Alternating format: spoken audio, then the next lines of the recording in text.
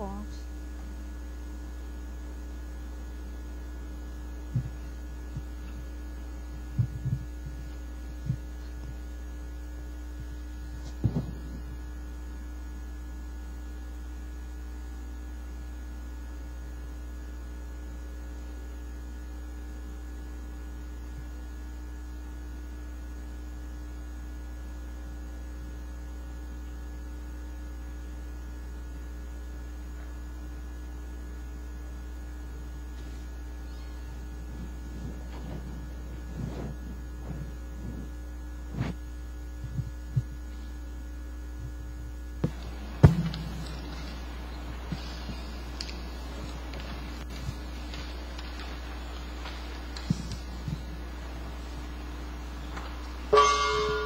Tertúlia.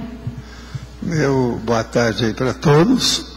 Hoje nós temos aqui a tradução parapsíquica dentro da parapercepciologia, que é a interpretação hermenêutica, análise até a exegese quanto ao conteúdo do parafenômeno vivenciado pela consciência paraperceptiva, lúcida, cosmoética, interassistencial e tarística, quer dizer, da tarefa do esclarecimento.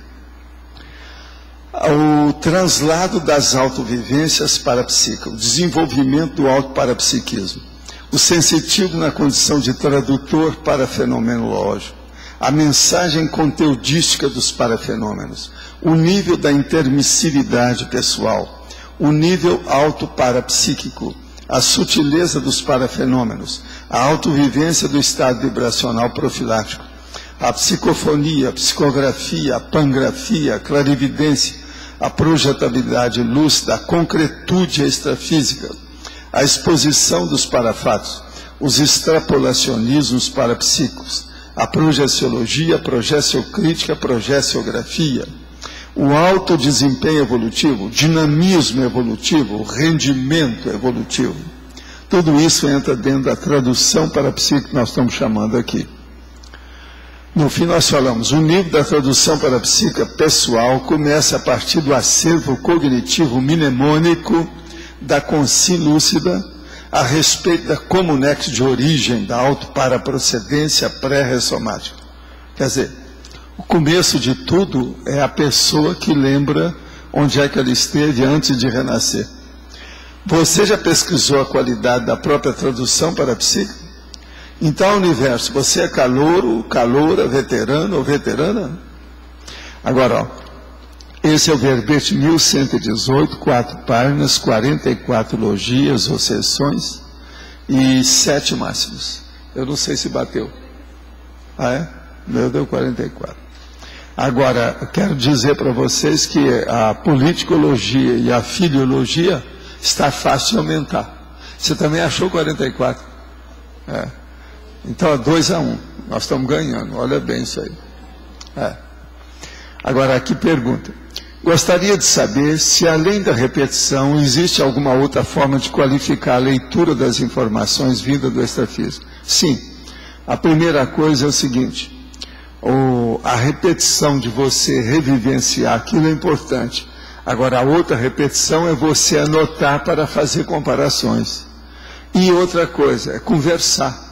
Participar de curso, olhar, por exemplo, os processos todos das dinâmicas parapsíquicas, ir aos laboratórios, tudo isso aí ajuda a pessoa a ter mais informações do extrafísico. Agora, ó, a mais séria, mais prática, objetiva, mais prolongada, que funciona mais depressa, é a TENEPS. É esquisito, né, a gente falar em parapsiquismo falando em TENEPS, né? Mas é a TENEPS. Porque ela é todo dia, acaba a pessoa se desenvolvendo mais depressa. De modo que não podemos esquecer da TENEPS. At last, but not least. At least. Quer dizer, é a última, mas não é a menor, tá certo? Qual ambiente é mais pesado? Bloco de carnaval no Rio ou cassino de Vegas? Depende. O carnaval do Rio depende de onde você está. E o cassino de Las Vegas, lá de Vegas, depende o que você está fazendo, aonde você está, com quem você está, o que você faz. Em Vegas, é muito importante saber quais são os movimentos da pessoa. Isso é muito importante. Então, às vezes, em Vegas pode ser pior do que no Carnaval no Rio. Parece que vem uma nuvem de desequilíbrio junto com os blocos quando passam por aqui. Acontece isso mesmo? Pode explicar? Sim. Por exemplo, lá em Ipanema, eu vi quando foi criada a Banda de Ipanema. Eu mesmo andei na Banda de Ipanema no início para ver como é que seria. Logo que começou. Depois começou a vir a sujeirada e outras coisas mais, as infiltrações. Toda vez que passava, piorava o negócio. Aumentou demais. Os colaboradores, participantes, o número aumentou muito. Mas ela piorou tudo. Eu estou dando o exemplo da Banda de Ipanema. Agora, a partir de qual nível do conscienciograma a pessoa que já se encapsularia e passaria bem nesses lugares? Projetor luz já pode conseguir? Não. Pergunta para a pessoa se ela se encapsula. Esquece isso. O negócio é dele. Ela encapsula ou não? Eu, por exemplo, eu fui nisso tudo, nunca tive um problema. Nada. Nunca me deu problema nenhum desse jeito. Nada. E olha, eu estudei o carnaval por tudo quanto é lado. Desde aqueles blocos, até esse bloco do Eu Sozinho, como eu falei lá para vocês, a Estudantina, a Praça Tiradentes, com tudo que havia, porque eu levava os americanos, eles queriam saber de tudo. Tinha alguns que estavam fazendo até reportagem, então a gente sabia de tudo. Fizemos filmagem, uma opção de coisa. De modo que eu vi muita coisa. Agora, onde eu aprendi mais foi no clube maior lá da Lagoa, sabe? É o Monte Líbano. Por quê? Devido ao processo da desfile de fantasia. Lá, às vezes, é que mandava na questão da fantasia. Então, você via todos esses grandões e as grandonas de fantasia. Cada um com as suas coisas. E as loucuras todas que havia, né? Cada fantasia que eu vou te contar. Algumas baratrosféricas, esquisito. Agora, outra coisa. Lá no Monte Líbano, haviam vários bailes. Havia uns que era prostituição pura na ocasião. Tinha um que tinha um nome, tinha uma firma, que eu não posso estar falando aqui, que o dia que tinha aquele baile da firma, era só prostituição. Os rapazes, o povo tudo ia lá. Eu fui lá para ver a situação, eu vi isso tudo de perto. A situação era precária. Tinha um nome específico, baile tal, da firma. É terrível aqui, mas não era da firma, é um nome que acabou ficando na tradição. Então o ambiente era muito pesado. Agora, de modo geral, tem às vezes ambientes que você ia que era totalmente tranquilo. Sem nada. Com as músicas do ano, aquela coisa toda, não tinha nada. Isso depende, né? Mas é exceção. A maioria tem muita gente que bebe, tóxico, brigam, vai e volta, começa a falar muito alto, dá alteração, cada bebedeira, aquilo cria problema. Agora, tem lugar que é mais assim, educado. Por exemplo, Copacabana Park, geralmente é tudo arrumado. Pelo menos na minha época, quando eu ia lá, para levar os americanos. Pergunta, de acordo com um artigo publicado no Economist, a primeira vez na história, mais da metade da população mundial pode ser chamada de classe média. Isso está saindo nos jornais de todo lado. Em 1990, cerca de 1/3 da população mundial se encontrava na classe média. Desde então, somente na China, a classe média passou de 15% para 62% da população. Só isso aí já aumentou tudo, né? Lá tem 1,3 bilhão de pessoas. Os países em desenvolvimento seriam responsáveis por grande parte desse fenômeno. Você acredita que daqui para frente a tendência do planeta é melhorar? As reurbanizações estariam contribuindo para esse movimento? Eu acho que as reurbanizações vieram para dar um jeito. Agora, que isso vai melhorar de uma hora para outra é difícil da gente asseverar, né, afirmar, né? Tem que ver o que vai dar. Toda renovação precisa ver se ela vai ser exitosa ou se vai fracassar. Isso varia. Então é difícil da gente saber. Agora, que vai haver renovação, inevitavelmente, isso vai acontecer, sim, não há dúvida. Uma outra coisa. Eu queria dizer, a Tânia não chegou não, né? O que ela viu ontem é o seguinte, foi um erro de digitação. Em vez de auto-parapsiquismo, lá no original é anti-parapsiquismo. Então foram 2 letras que estavam erradas, o resto está tudo certo. É antiparapsiquismo. Agora, uma outra coisa que eu quero falar com vocês que é interessante. No livro aqui do argentino, sobre Vilcabamba, ele encontrou com a dona Carol, a doutora Carol, que ela naquela ocasião que ele foi lá, ela era a coordenadora da associação da gente maior lá. E gente maior, que é o nome que eles arranjaram lá para as pessoas, os veteranos de Vilcabamba, os gerontes. Agora, ela é também a presidente, naquela ocasião, do Instituto para a Cooperação Espacial. Esse instituto é para acabar com as armas fora do planeta. Porque ela estudou, ela conheceu o Werner von Braun, aquele das V2, e sabe, dos astronautas. Ela trabalhou nisso. Então ela veio dos Estados Unidos, estava em Vilcabamba, comprou uma casa, começou a trabalhar lá. Agora, o melhor dessa história, ô Djalma, isso aí, ó, que mexe aí na sua área. Isso aqui eu já sabia, mas agora o negócio vai estar claro, eles estão falando bem claro, e a dona era crente disso. O problema todo é o seguinte, o processo todo é que o Congresso dos Estados Unidos, com as coisas todas lá, eles estudaram desde a década de 70, se terminasse a Guerra Fria, que eles teriam que fazer uma guerra espacial. Agora, para alimentar a guerra espacial, a primeira coisa era a Guerra Fria. Acabou o argumento da Guerra Fria para manter as armas no espaço. Eles então arranjariam os países problemáticos. Só aqueles que o Bush falou, que são do mal, etc. Tal. Agora, outra coisa, o Bush também pegou, é a ameaça terrorista, é a terceira que está falando. Agora, tem a quarta, que eles estão começando a falar agora, dos asteroides que vão bater na Terra. Agora, a última, que é a mais brava, são os alienígenas. Quer dizer, eles admitirem que tem a ufologia e que precisa de fazer alguma coisa devido aos pratos voadores. Você está entendendo?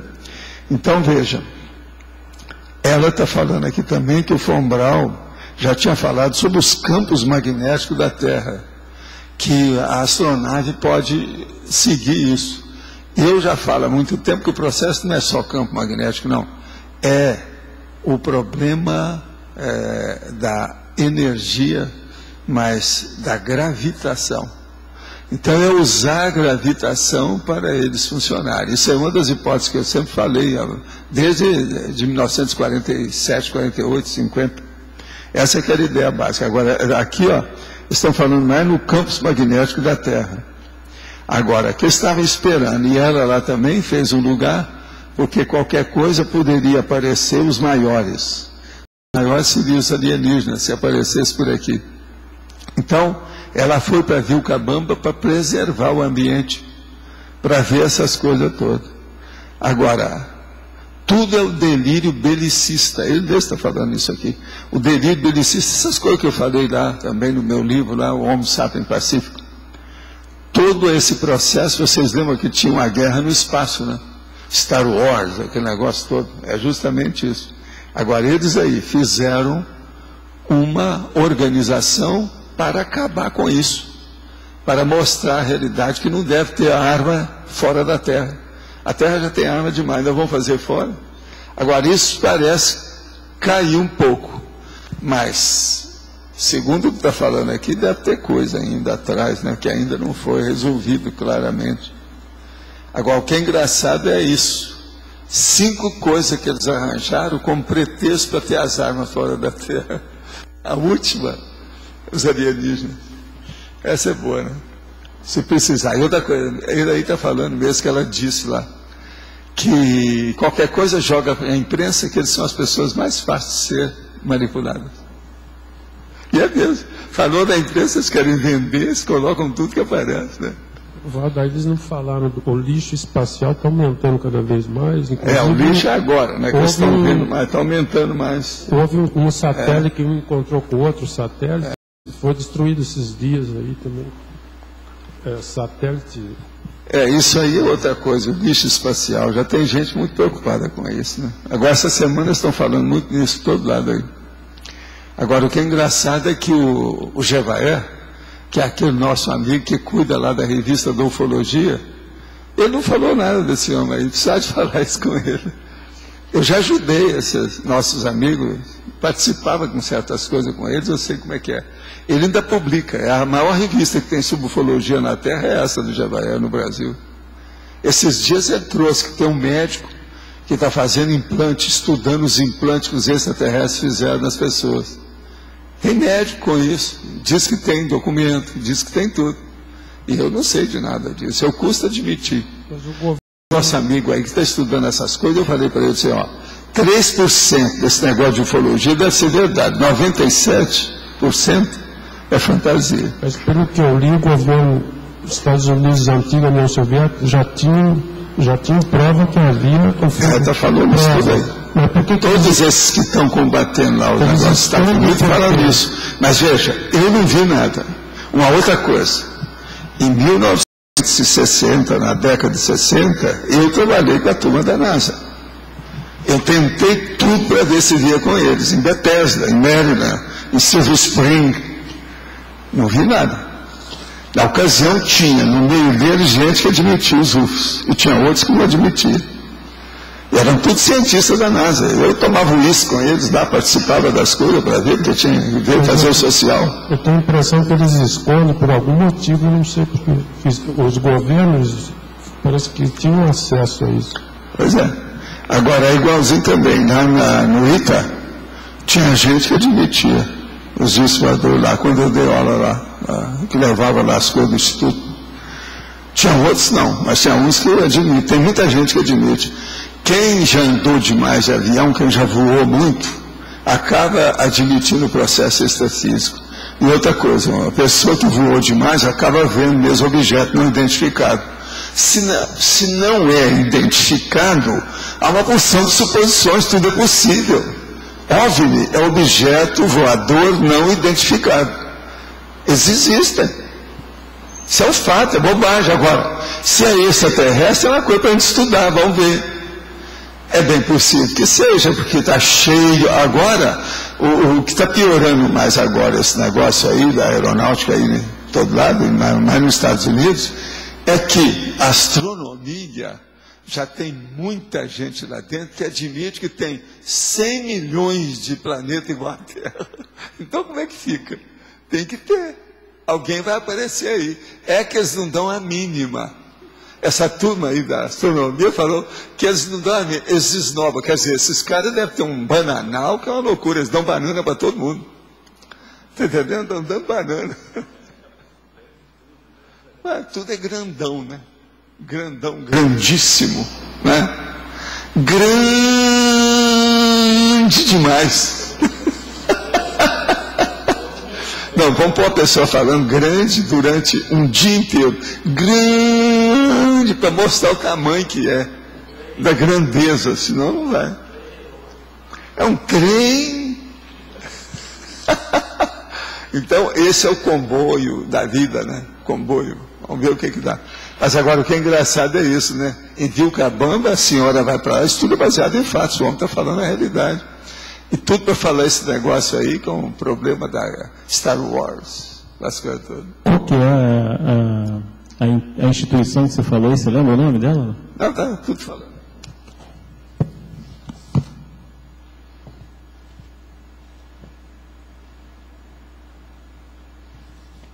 Instituto para la Cooperación Espacial. La doutora Carol, é a Carol, né? Carol Rosin, essa aqui é. Olha aí, outra coisa, aqui mesmo ele está falando que a hora que ele chegou lá, que ela pegou o computador e foi ver quem era ele pela internet, na frente dele. Disse que achou, viu que não tinha nada demais, então continuou a conversa. Ele está falando isso aqui. Agora, vê aí o que é que você acha. Eu não sei se ela é viva nem nada. Outra coisa, esse negócio aqui desse livro dele, eu também não sei de quando é, mas parece que é mais ou menos recente, sabe? Eterna Juventude, a primeira edição é do ano passado, Tudo indica que ele foi dar agora recentemente. Recente. Até é bem possível que tenha. Depois você dá uma olhada dela aí e fala pra gente o que você achou. Tá bom.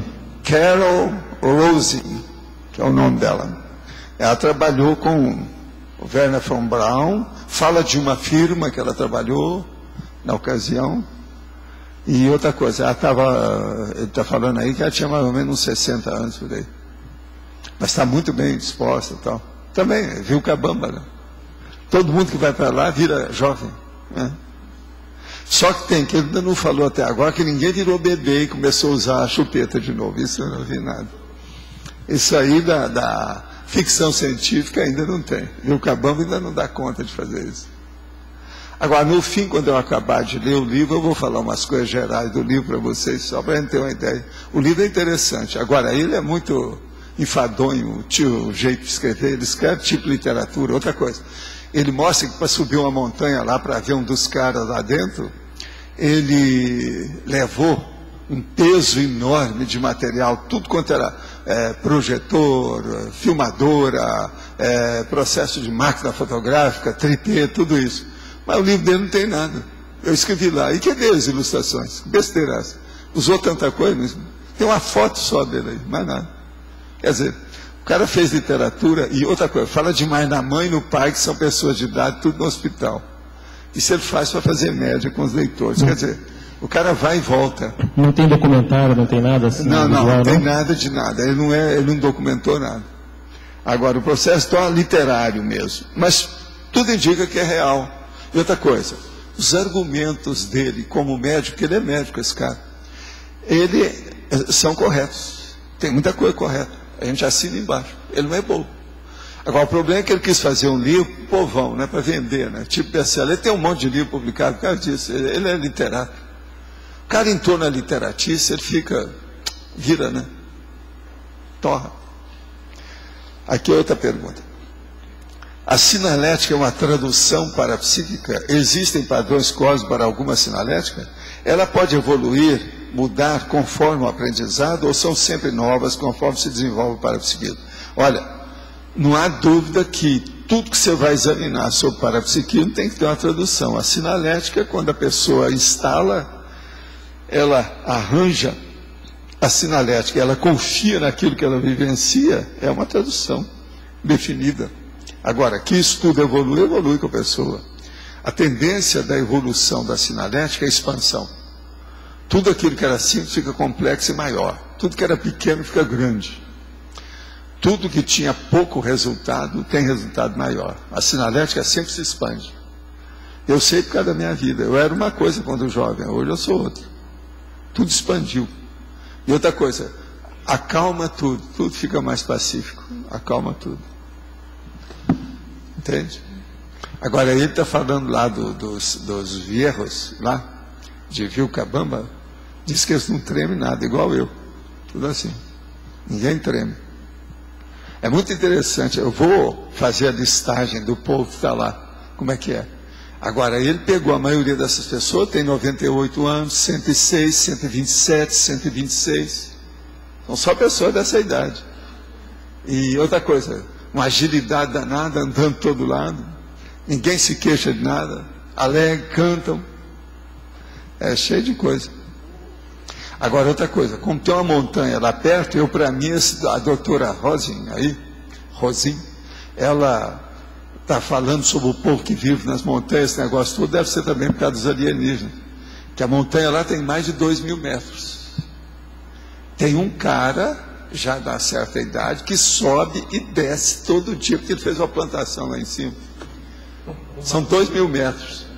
Ele foi subir com as máquinas, quase caiu, foi um negócio.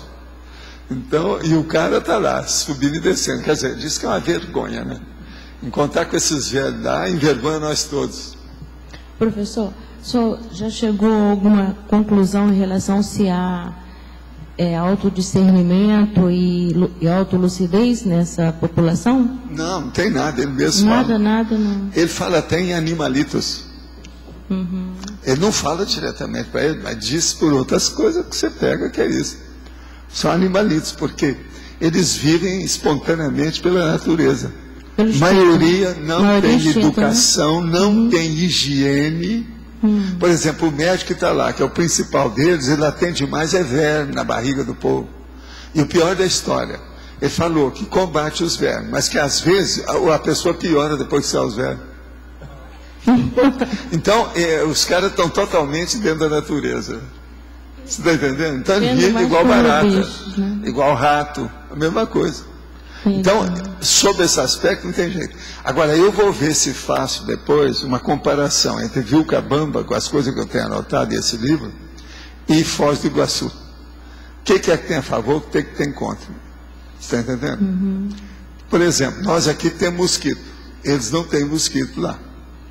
Mas lá eles têm terremoto. Nós não temos. Então é preciso de ver. Tem muita coisa aqui que é positivo. Não é de jogar fora. Agora é bom a gente comparar com Foz para que os outros comparem com um lugar que tiver o fim do mundo, qualquer coisa que tenha. Mas é interessante, né? Eu vou ver se eu faço uma comparação para a gente examinar isso com calma. Eu estou anotando o livro todo com calma. Eu só leio o livro esses minutos aqui. Lá a energia telúrica da montanha, né? Aqui a gente tem energia hídrica. Mas aqui nós temos 7 básicas. Eu vim para cá por causa disso. Agora lá, ele achava que era água, mas ele fez a pesquisa da água, ele conta lá os negócios. Lá tem mais magnésio do que o normal, mas está tudo mais ou menos dentro desses itens das águas minerais de garrafa que nós temos por aqui. Então, não é bem isso. Isso aí é uma coisa para estudar, sabe? O negócio não é fácil, não. Agora, eu acho, ele está falando ali numa das teorias que é minha também, antiga, que é mais ou menos essa que eu sempre fui a favor. Por exemplo, o Nário não está aí, mas o Nário é oncologista, ele e a senhora dele, né? A oncologia estuda o processo de tumor, que lá pelas tantas, a célula, ela vai se reproduzindo e aumentando cada vez mais, de uma maneira patológica. Sim. Agora, a nossa teoria, essa é antiga, tem muita gente que já pensou nisso, eu também, e ele está referindo isso aí também. Pensa nisso o contrário, que a pessoa, que é isso que eu falo no negócio, eu não sei se é isso que acontece com o macrosoma. Você entendeu ou não? Essa é uma das teorias minhas. Mas então veja, pense bem agora uma célula que em vez de ficar patológica, ela aumenta a imunidade, vai aumentando, vai aumentando, vai aumentando, vai aumentando. Então a pessoa vai viver mais. Então deve haver o jeito de ter o outro lado. Se tem esse, por que não tem o outro? E sempre eu pensei assim, se as células que reproduzem sem parar e mantêm a vida patológica cada vez mais, você sabe que o câncer é isso. Então agora pensa, uma célula que fazem isso do ponto de vista imunológico. A pessoa vai viver mais, cada vez mais. Então por isso que eu acho, 250 anos a biologia vai aguentar. Isso é a minha opinião. Agora não foi só eu que penso, não, já tem uma escola que já acha até 250. Ele toca aqui no assunto até 200 anos, 150, isso é comum. Lá, 130 tem muita gente. Então isso já não, é ponto passivo, já não adianta estar discutindo isso. Agora, que existe um processo local lá, tudo indica também que tem, porque o ambiente é muito favorável. É impressionante o que ele descreve lá com a situação. Eu há muitos anos quis ir a Vilcabamba, eu já falei isso aqui para vocês, mas não deu, a circunstância não permitiu na ocasião, eu depois mudei as coisas. Que eu queria ir lá para ver isso tudo. Tinha todas as minhas notas para checar o que eu ia ver, mais ou menos o que ele fez. Ele fez, com calma, alguma coisa. Agora, é pena que ele não escreveu um livro técnico. Ele devia ter escrito um livro técnico, levado a turma toda. Deve ter gente que fez isso, precisa de ver na internet. Quem é que já foi a Vilcabamba melhor que ele? Pode ser que tenha. Pode ser que tenha. Agora, esse livro dele é bom porque é popular. O povo vai ficar sabendo o que é que se passa. É interessante. Nisso, ele é muito positivo. Paulo, aqui. Sim.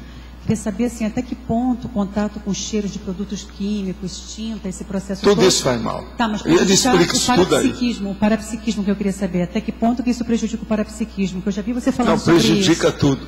Agora, o processo todo é o seguinte, é que com o tempo o seu corpo vai ficando cada vez mais gasto. Uma das coisas mais sérias que eu vejo são os bronquíolos. Pensa bem o que são os bronquíolos. O tempo todo você está respirando ar e mandando para fora. Agora veja, quantos anos você está fazendo isso sem parar? É igualzinho o caso do coração. O coração faz isso e solta. Isso e solta. Sem parar. Com o tempo, a matéria vai embora. O troço fica velho. Então o que se passa? Tem algumas coisas dessas, dos bronquíolos, por exemplo. Eu não tinha essa sensibilidade que eu tenho hoje. Hoje eu percebo o negócio tudo. E outra coisa, eu não tenho mais a osmia. Eu não tenho olfato do jeito que eu tinha. Eu tinha olfato que chegava o doente assim, pelo cheiro eu sabia o que ele tinha. Tem várias doenças que você sabe. Ancenia, você sabe. Certos tipos de câncer, você sabe. Certas doenças venéreas, a gente sabe, pelo cheiro. Agora, eu matava a charada a hora que a pessoa entrava no consultório. Agora, depois do meu acidente, eu tive problema com isso. Porque com o negócio de cortar aqui, o trato olfatório foi seccionado. Diminuiu muito a minha olfação. Entendeu? Eu vi assim, foi uma das coisas que eu perdi imediatamente. Mas perdi assim, mais de 50%. E eu tinha 38 anos. Agora, eu tinha um negócio, nariz de ferro. Cheirava assim, até isso me prejudicou até na questão de poltergeist. Que antes eu ia, a hora que eu ia chegando perto, às vezes eu sentia um cheiro diferente, eu sabia que tinha um negócio de poltergeist lá, com alguma coisa. Depois disso eu não perdi essa. Né? Agora, ó, é uma beleza, né? Por quê? Desses 38 anos, de 38 para cá, são mais ou menos 38, 39 anos. A Terra ficou cada vez mais fedorenta. Então eu não estou sentindo isso. Sobre esse aspecto eu ganhei. Não é tudo perdido. Tem alguma coisa que a gente ganhou. Você está entendendo como é que é? Mas agora, isso aí influi demais. Toda essa realidade. Agora, a minha sensibilidade, ela aumentou. Eu acho também que é por causa do processo da ectoplasmia. Eu estou mantendo isso com o corpo velho. A maioria de ectoplastas já tinha morrido. Eu não lembro de nenhum ectoplasta na minha idade, presta atenção. Eu não conheci na minha vida. Foi o que o Chico chamou atenção para mim. Veja-se quantos anos você vai resistir.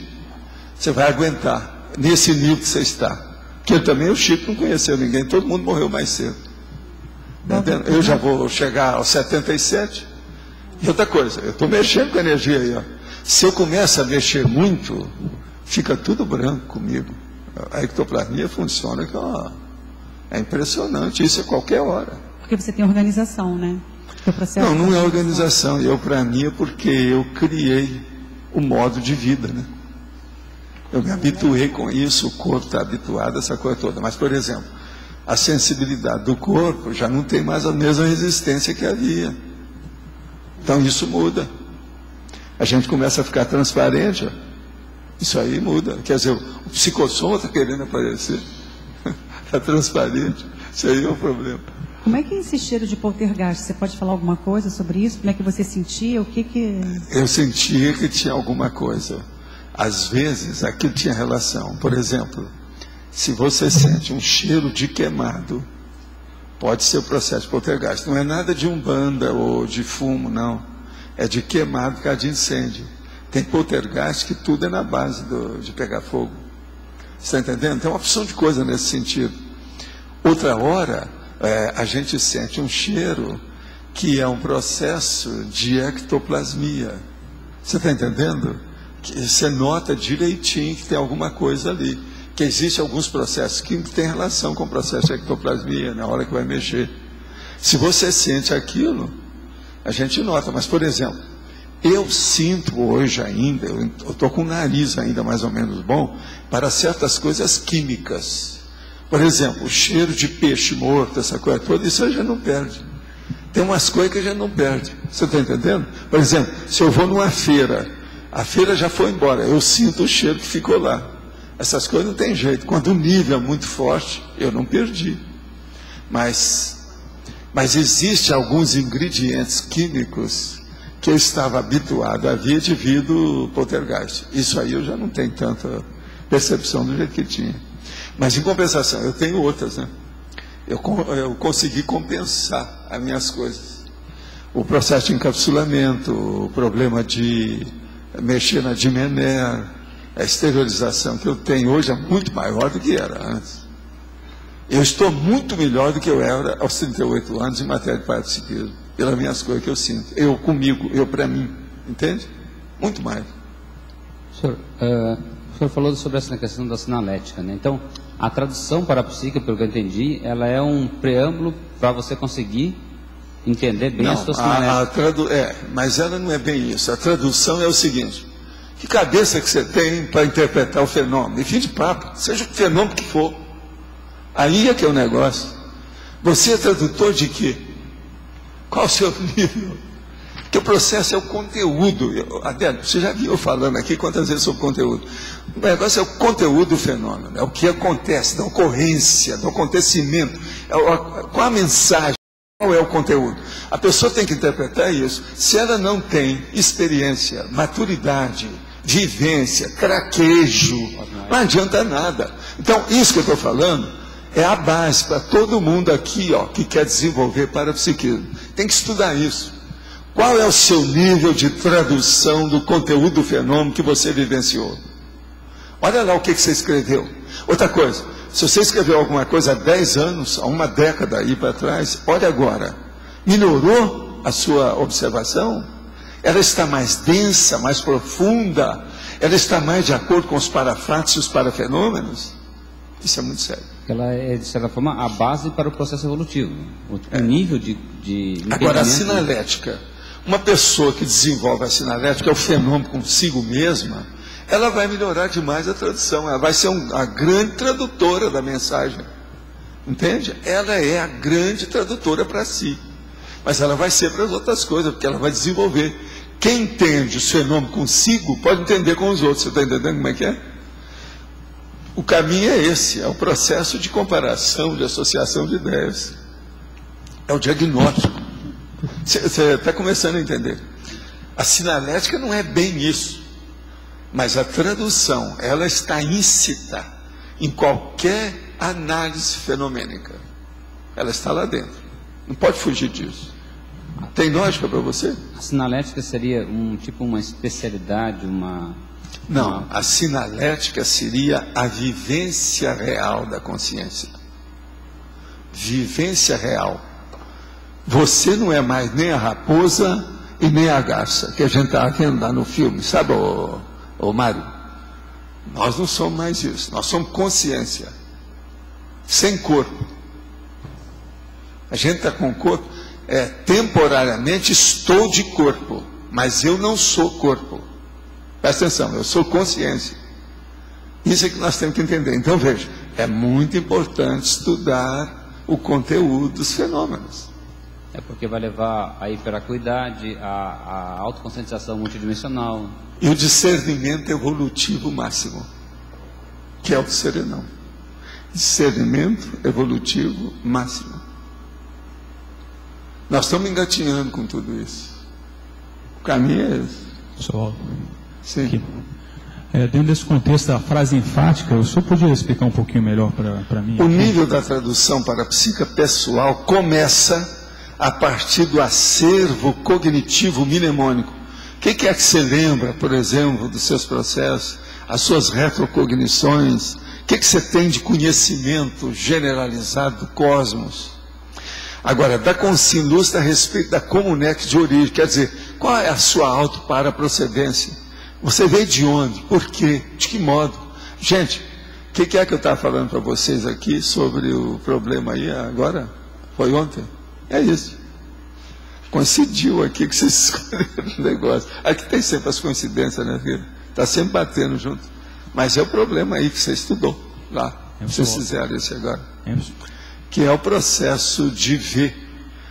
Você tem, veja bem, a euforia devido a uma retrocognição da sua paraprocedência quando você estava no melhor. Então foi a happy hour que você tinha lá, que você reviveu aqui. Esse aqui é o problema, é justamente isso aqui. Você entendeu? Você estava aí ontem, quando eu falei Mas eu ouvi a tertúlia. Pois é. É mais ou menos isso. Mas, pessoal, por exemplo, essa... Outra coisa, o verbete já está pronto, tá? Estou falando para você. Essa condição de você, por exemplo, ter essa tradução em relação tendo conhecimento da sua paraprocedência, quer dizer também assim que as informações que você teve no curso permissivo, seria isso? Também, mas olha, o curso permissivo, às vezes, dependendo do que você fez, ele ficou pequeno. Escuta, olha meu caso. Eu tive 214 anos fora do corpo. Tá certo? Numa projeção a longo curso na intermissão. Considere assim. Agora veja, o curso intermissivo que a gente foi mexer, mais ou menos, eu já estava mexendo com isso antes. Mas agora foi no fim que vocês entraram. Isso é uma parte desse período. O que eu tenho de acervo anterior é muito superior ao que eu peguei no curso intermissivo. Que o curso intermissivo, os primeiros sinais que eu vi o galo cantar, mas não sabia onde, foi em 1111. Então é muito tempo. No meu caso, eu não posso dizer. Agora, veja, alguns de vocês também, vocês tiveram experiência prolongada. Eu não sei como, nem conto. Cada um é que tem que ver. Agora, a minha não. Eu já fixei minhas coisas, eu queria saber como é que era. Agora, ó, eu fiz força com isso porque teve um amparador que chegou e falou isso para mim. E sugeriu que eu fizesse. Agora, o que é que eles falaram? Divida o auto-revezamento. Essa condição de lucidez que eu tenho nessa vida sobre essas coisas, e o problema de falar nisso e pensar nisso, eu estou fixando uma condição que vai me ajudar nas retrocognições futuras. Então, muitos de vocês, se vão ter retrocognição aqui, vai ajudar nas retrocognições próximas, da próxima vida. Isso melhora o auto-revezamento. Agora, o tal Mal me falou isso. O enumerador insinuou essas coisas. Teve um negócio da monja que eu vi que teve relação com isso. Entende? Então é coisa que eu comecei a levar em consideração, sabendo tudo que tem, para estabelecer as coordenadas, as inter-relações dos fenômenos. Mas aqui, professor Waldo, aqui dá a noção assim, que o nível lá que a pessoa pode alcançar de tradução parapsíquica é totalmente dependente dessa vivência que ela teve extrafísica como consciência. É isso aí mesmo? Aqui, retrocognição é sempre dependente das lembranças da pessoa. Por isso que é uma retrocognição. Sempre tem que ter tido conhecimento de alguma coisa naquele sentido. Agora, por exemplo, isso varia o infinito quando a gente fala assim. Está muito simplista quando a gente diz isso. Que nós lembramos de alguma coisa, você pode ter lembrado disso que eu estava falando, uma happy hour, ou pode lembrar só as coisas negativas, que a maioria lembra, e não sabe como, nem sabe colocar lá dentro. Isso é muito comum você examinar, por exemplo, quem tem epilepsia, que tem a aura, que vem de outra vida, que é totalmente patológica, uma coisa horrível, que o mundo parece que piorou de uma hora para outra, você entrou na baratrosfera. Eu sei que eu fiz experiência disso com os camaradas lá da psicofonia, você está entendendo? E era isso mesmo. A hora que a gente pegava aquilo, você via direitinho que você está na baratrosfera. Aquilo é instantâneo. Tudo da consciência pode ser super instantâneo e pode ser super fugaz. Então isso tudo varia infinito, depende da experiência de cada um. Agora, eu não sei se você está entendendo bem a situação. Agora, aquilo que eu estava falando ontem, ô Max, é uma coisa séria. Você está entendendo? Porque, para mim, no meu caso, por exemplo, das maiores euforias que eu já tive na minha vida, é essa retrocognitiva desse jeito. Porque eu lembro daquilo, é uma pacificação. Parece um sedativo. Você ficou sedado. Você está entendendo? Na hora, a coisa muda toda. Agora, a gente nota que não é só o processo ou psicológico, ou mental somático, ou emocional. Não. É um processo holossomático. Então, a euforia chega a isso. Então, é um negócio perturbador até um certo ponto. Para quem não entende como é que é? Eu já vi gente que já passou por isso a primeira vez, que eu atingi lá em Uberaba, que eu achei que a pessoa passou por aqui a primeira vez. A dona estava quase psicótica, a mulher. Por causa disso. No entanto, era um processo bom, não havia assediador. Era ela consigo mesma. Então, como é que fica? Agora, a propósito, eu queria te falar uma coisa. Eu vou ver se eu faço outro livro para você e para sua editar, está certo? O livro deve chamar, tudo indica até o momento, eu não sei, mas vai ser mega fenomenologia. E eu vou colocar todos esses fenômenos avançados, constituindo um livro só, tudo dentro dos usando os verbetes. E vou crochetar todos eles juntos dentro de uma coisa. E o mega fenomenologia, eu já estou fazendo o verbete, que vai servir de introdução. O resto vai aparecer dezenas de verbetes só sobre os assuntos, esses mais avançados. Então, por exemplo, entrar pré-mãe, aquilo que a gente fala aí, o personalidade consecutiva, coisas assim nesse sentido. Nós vamos colocar para ficar mais fácil, para o povo entender, e isso vai ajudar vocês. Eu perguntei para algumas pessoas hoje no Locico, eles aprovaram, então eu vou fazer o livro. Vai ajudar muito. O último que eu ia falar, porque esse eu vou dar trabalho para ele, foi o Everton. Eu falei, ele ficou também feliz da vida. Está ótimo, você que devia de reclamar, não está, então está tudo bem. Então, oportunamente, quando você publicar lá, vamos ver como é que é. Esse ano a gente ainda entra com o livro. Mas eu quero trabalhar ele mais um pouco. Eu estou maceteando todos os verbetes com calma, ampliando aquilo que precisa para colocar tudo junto. Eu também não sei quantos verbetes eu vou colocar. Mas ele deve fazer aí um livro de mais de 100 páginas, tentando especializado sobre o assunto. Eu acho que vai ajudar.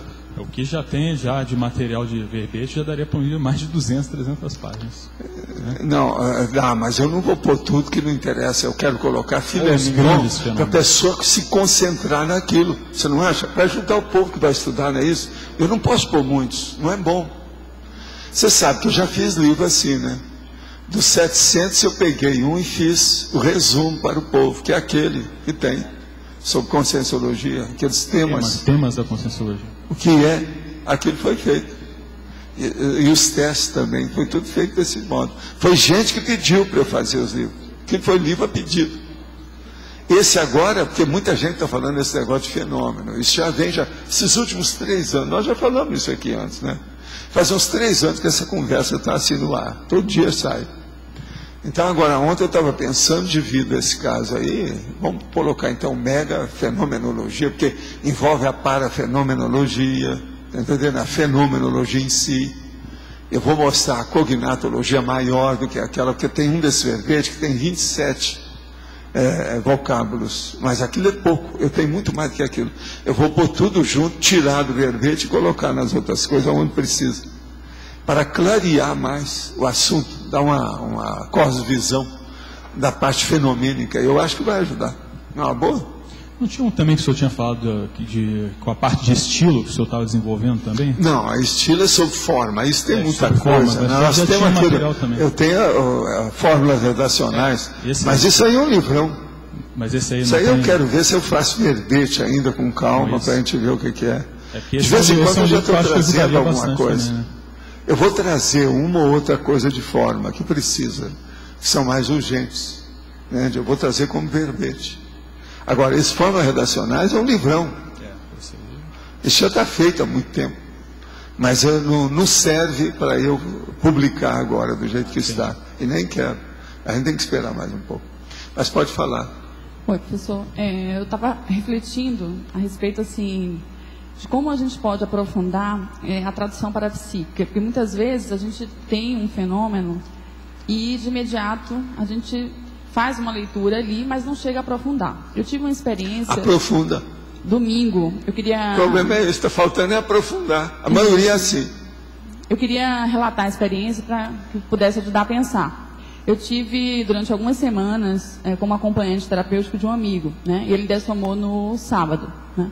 No domingo, eu estava num restaurante, né? Sozinha, sentada, né? Comendo, e... naquele momento tocou uma música, né, uma música em inglês, que era uma música que ele cantava para mim enquanto a gente estava no processo, né, como acompanhante lá. Ele escrevia no papel, traduzia em inglês, cantava, fez eu ouvir essa música, né, por uma cantora que ele gostava muito na época. Quando tocou essa música no restaurante, eu senti vários assim, banhos de energia. Aí a minha leitura, né, superficial, não, de repente uma comunicação dele, né, para comigo, um agradecimento, alguma coisa do tipo. Mas eu queria aprofundar, como compreender melhor, aprofundar mais o fenômeno.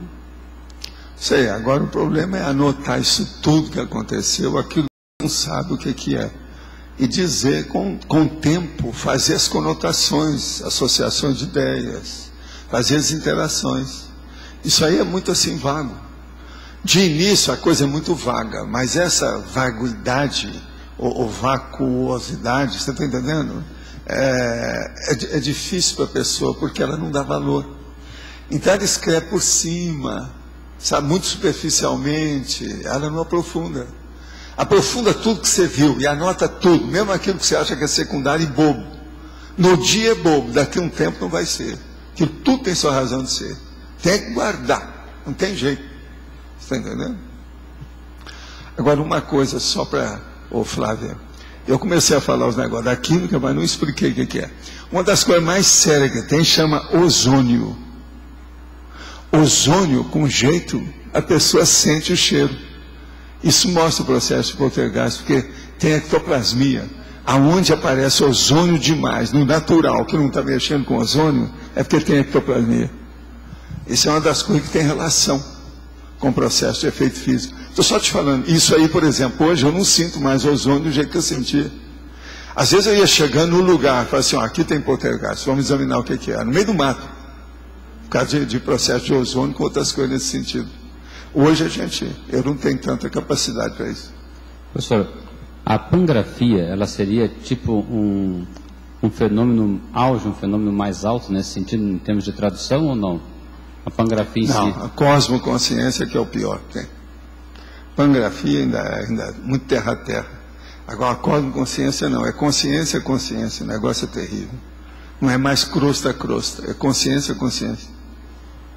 Neste caso que o senhor comentou aí, no caso da epilepsia e o processo baratrosférico, você poderia dar uma repetida? Eu não entendi muito bem o caso é o seguinte, aqui, ó, deixa eu explicar.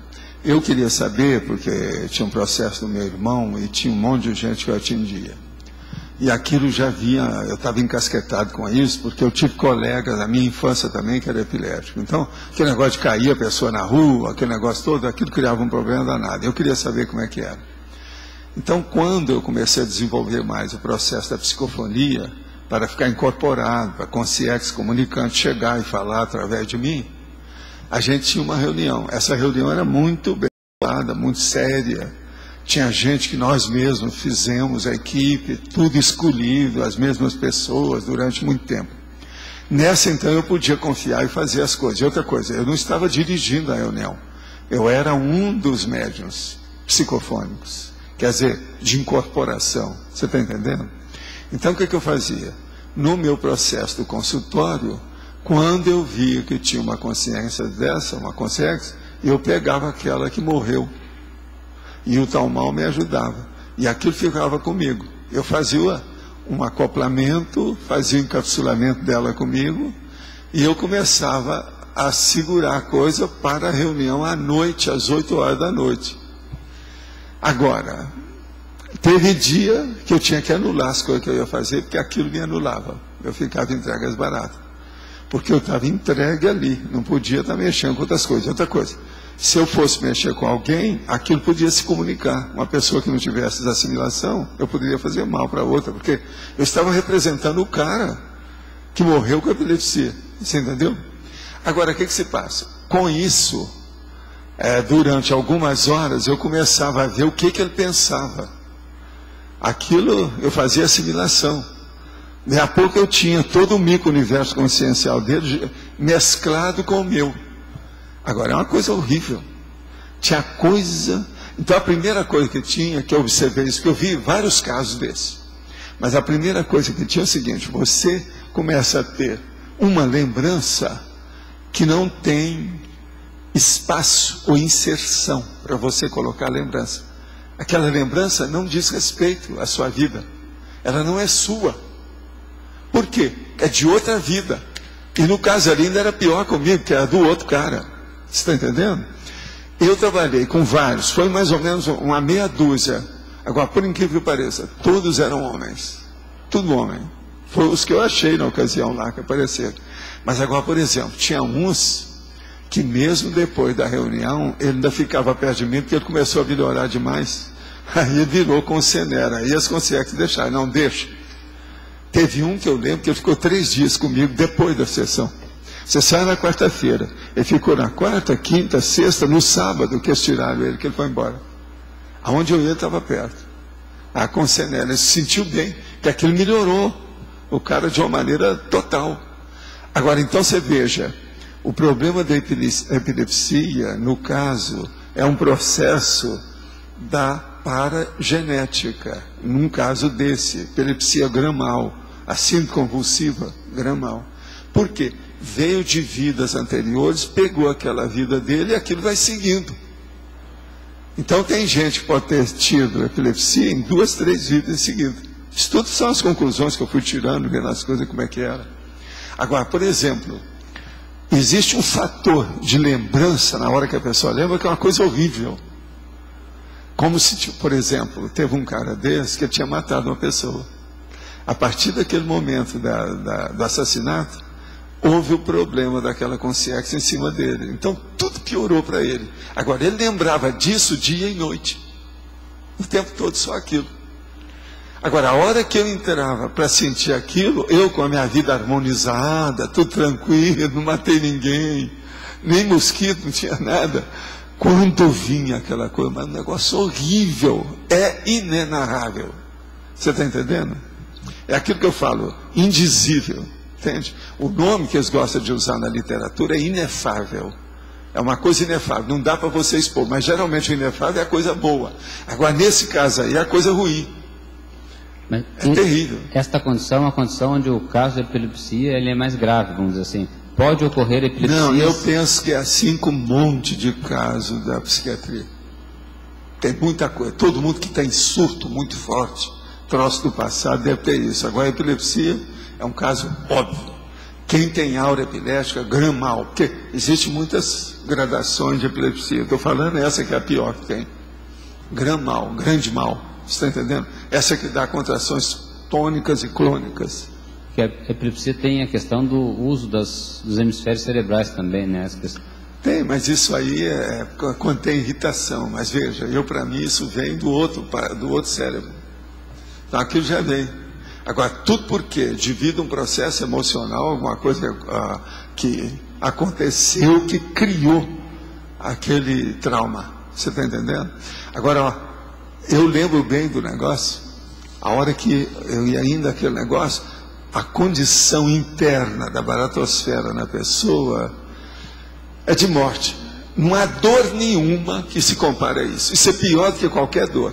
Então eu começava a pensar, né, minhas elaborações da história, que é um problema, por exemplo, a dor moral é muito superior a qualquer dor física. A tortura moral é muito superior a qualquer tortura física. Você está entendendo como é que é? E é justamente esse caso. Para ajudar nesse caso, é só acoplando com a pessoa, e se você estiver muito firme também no processo. Não, isso aí a pessoa tem que estar. Agora, eu fui muito ajudado pelo tal mal, ele me ajudou demais, eu achei uma boa temporada nisso aí. Porque a gente fazia experiência. Tinha coisa que ele gostava de fazer por ele. Eu mesmo mostrei isso lá no Projeções da Consciência, que eu falava, sai, entra, aquele negócio do senta, levanta. Aquilo ajudava ele para ele mostrar para as consciências. Mas esse caso dos epiléticos me ajudava para eu entender o processo do ponto de vista médico, da psiquiatria, como é que era aquela situação. E uma recomendação? Nessa ocasião, teve período desse que eu era ainda acadêmico de medicina. Uma recomendação para o epilético. O que o epilético pode fazer para tentar resolver, vamos dizer, mais diretamente? Ele tem que ver quando é que ele vai ter o surto e abortar o surto. Do jeito que acontece, por exemplo, com a bipolar, é a mesma coisa. A hora que vem, que a pessoa vai entrar no surto, ela começa a abortar aquilo. Ela mesma pode se curar, totalmente. Melhora tudo. Isso eu já fiz isso com várias pessoas. E deu certo. Agora, a pessoa tem que estar decidida a fazer isso. Ela tem que enfrentar a si mesma, um autoenfrentamento. Senão não vai. Mas é possível. Agora, aqui outra pergunta. O site abaixo disponibiliza diversos vídeos sobre a vida cotidiana de Vilcabamba. www.vilcabambatv.com. É interessante isso aqui, ó. Então, é o caso da gente ver. Vilcabamba tem um ponto em comum com Foz do Iguaçu, que é a proximidade de um parque nacional. No caso deles é o Parque Nacional Podocarpus. Isso é verdade. Você já pegou rápido, hein? Isso é o Albert que mandou aqui para nós. Agora, se de pegar tudo aí e imprimir para a gente, se você puder, Albert, faz isso aí. Você já está com a mão na massa mesmo. Por que o senhor diz que é raro um ectoplasta viver tanto tempo quanto o senhor? Que males mais frequentes poderia o ectoplasma acarretar ao soma de forma que até antecipa de soma, ou eu entendi errado? Não, você entendeu certo. O problema todo é o seguinte: a maioria dos médios ectoplastas, ou seja, os sensitivos de efeito físico, eles são imaturos. Eles não estudam o próprio fenômeno, porque o fenômeno já é tão forte que ele acha que domina tudo. Então ele não estuda. Por exemplo, Arigó, presta atenção. Olha bem como é que era. Olha o Rubens.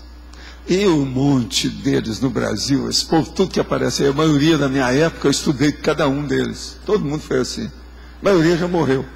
Agora, ó, tem alguns que chegaram até os 70 anos, mas veja, chegou sem nada. Já não tinha mais nada, já estava tudo zero à esquerda. Entende? Eu quero ver o seguinte, a pessoa movimentando a energia do mesmo jeito. Eu não mudei nada. Eu sou o mesmo no meu consultório, das sessões da Casa do Cinza. Hoje eu sou até melhor do que aqueles negócios da Casa do Cinza. Porque eu estou entendendo muito mais do que era. E naquela ocasião eu era um rapazinho. Mas hoje eu tenho muito mais a situação. Então o problema é o domínio disso. Agora, por exemplo, eu estou procurando, deve ter gente que já viveu dominando isso.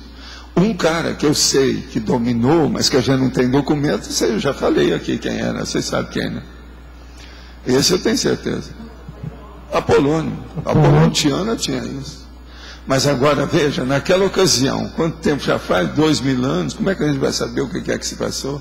Mas esse aí eu sei, pelas coisas que a gente via e os processos extrafísicos ele tinha. Agora, aqui, quem?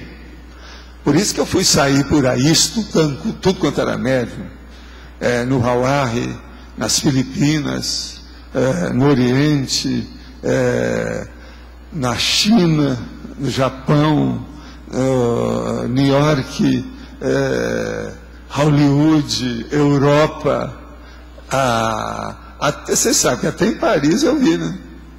Lá na Porte Fontainebleau, para ver os negócios da Parapsi 70. Eu estive lá na década de 70, participei das coisas. A hora que cheguei lá, que eles viram que eu sabia mexer com as energias, eles falaram assim: então nós vamos te pedir, olha todos os estandes que tem aqui, vê quem é a pessoa mais poderosa em matéria de energia. Aí eu fui, que eles exigiram, os caras que estavam lá dirigindo.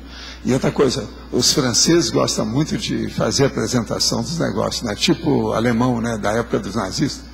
Então tinha aqueles negócios da Expo Parapsi, que é um negócio enorme, de 10, 20 metros de altura em cada lugar da trilha, inclusive perto da Porta Fontainebleau. Então com os negócios tudo lá. Agora eu fui passando, etc. Depois cheguei e falei assim, ó, eu não sei se a gente deve falar isso, fica ruim eu falar essas coisas. Outros. Como é que eu falo? Não, você fala para nós que nós sabemos o que é. Não tem nada. Então eu falei assim, ó, aqui quem é maior em energia, que tem melhor assistência. Então eu expliquei para eles o que eu falo sobre o Holopensene, essa situação toda, essa atmosfera. É aquela mulher ali, levei eles lá, assim, bolas, em cima do lance. Tem vários aqui que acham também que ela é a maior de todos. Agora, nunca tinha visto aquele povo, não conversei com ninguém. Eu só cheguei lá e fiz o sensoriamento do ambiente, do jeito que a gente fazia em feira, né? Agora ela está mulher mesmo. Depois até fui lá para ver a mulher, tal, de perto, com calma. Agora eu falei com eles, ó, cuidado, porque senão daqui a pouco esse povo vem em cima de mim aqui, porque chega lá. E eles estavam se apresentando, tinha gente que vivia daquilo, como é que faz? Tinha de tudo. De cartomante, quiromante, esse troço todo, tinha de tudo lá dentro. Mas agora tinha muita gente de parapsicologia. Valdo, na questão aqui da hermenêutica parapsíquica, qual o fator que prepondera assim, para desenvolver, melhorar isso? Na questão, você está falando de análise? Não, você quer? Não, dessa tradução, dessa hermenêutica parapsíquica. O problema aí é a pessoa se dedicar a isso. Eu acho, Arlindo, que tudo que a pessoa quer, ela acha. Mas ela tem que ser perseverante. Ela tem que buscar. Tudo ela procura. Uma pessoa, qualquer um, se quiser desenvolver o parapsiquismo nesse corpo, nessa vida, ele consegue. Tudo que a gente procura, a gente acha. Agora, para isso, a pessoa tem que... como é que é? Gramar. Não é isso que o povo fala? Mas não tem um fator antes que vem, por exemplo, se você pega um místico, ele pode ter 1000 experiências, ele vai interpretar tudo errado. Não adianta nada. Esses são os piores que tem. Se você pega uma pessoa da boca torta, você tem primeiro que consertar. Dá muito mais trabalho. O preferível é pegar um chucro. Mas do nosso nível, o que vem antes? Seria um curso intermissivo que vai começar? No nosso nível, o curso intermissivo. Isso aí você já tem meio caminho andado. Você está no meio do caminho. Então é tudo mais fácil para vocês. Essa pessoa que eu estou falando é outra, que não tem curso intermissivo. Se ele quiser se dedicar ao processo parapsíquico para valer, com perseverança, com constância, com disciplina, com auto-organização, método, essa pessoa atinge. Ela domina muita coisa. Porque todo mundo tem parapsiquismo. O processo é que o percentual é muito pequeno de manifestação vivencial. Dá a impressão que esse conhecimento de ponta é que é preponderante, porque você pega Arigó, esse Rubens, eles tinham parapsiquismo grande, mas tudo sem mas agora a pessoa precisa se dedicar a isso. Agora, se ela se dedicar com perseverança, ela vai ver. Na mesma hora, ela vai ter um código pessoal de cosmoética. Ela vai ter método para tudo. Ela vai cortar todas as besteiras, tudo aquilo que seja ocioso, que não interessa. Primeira coisa que ela vai fazer, vai julgar tudo quanto é bagulho energético, enterrar aquilo tudo, ficar livre disso.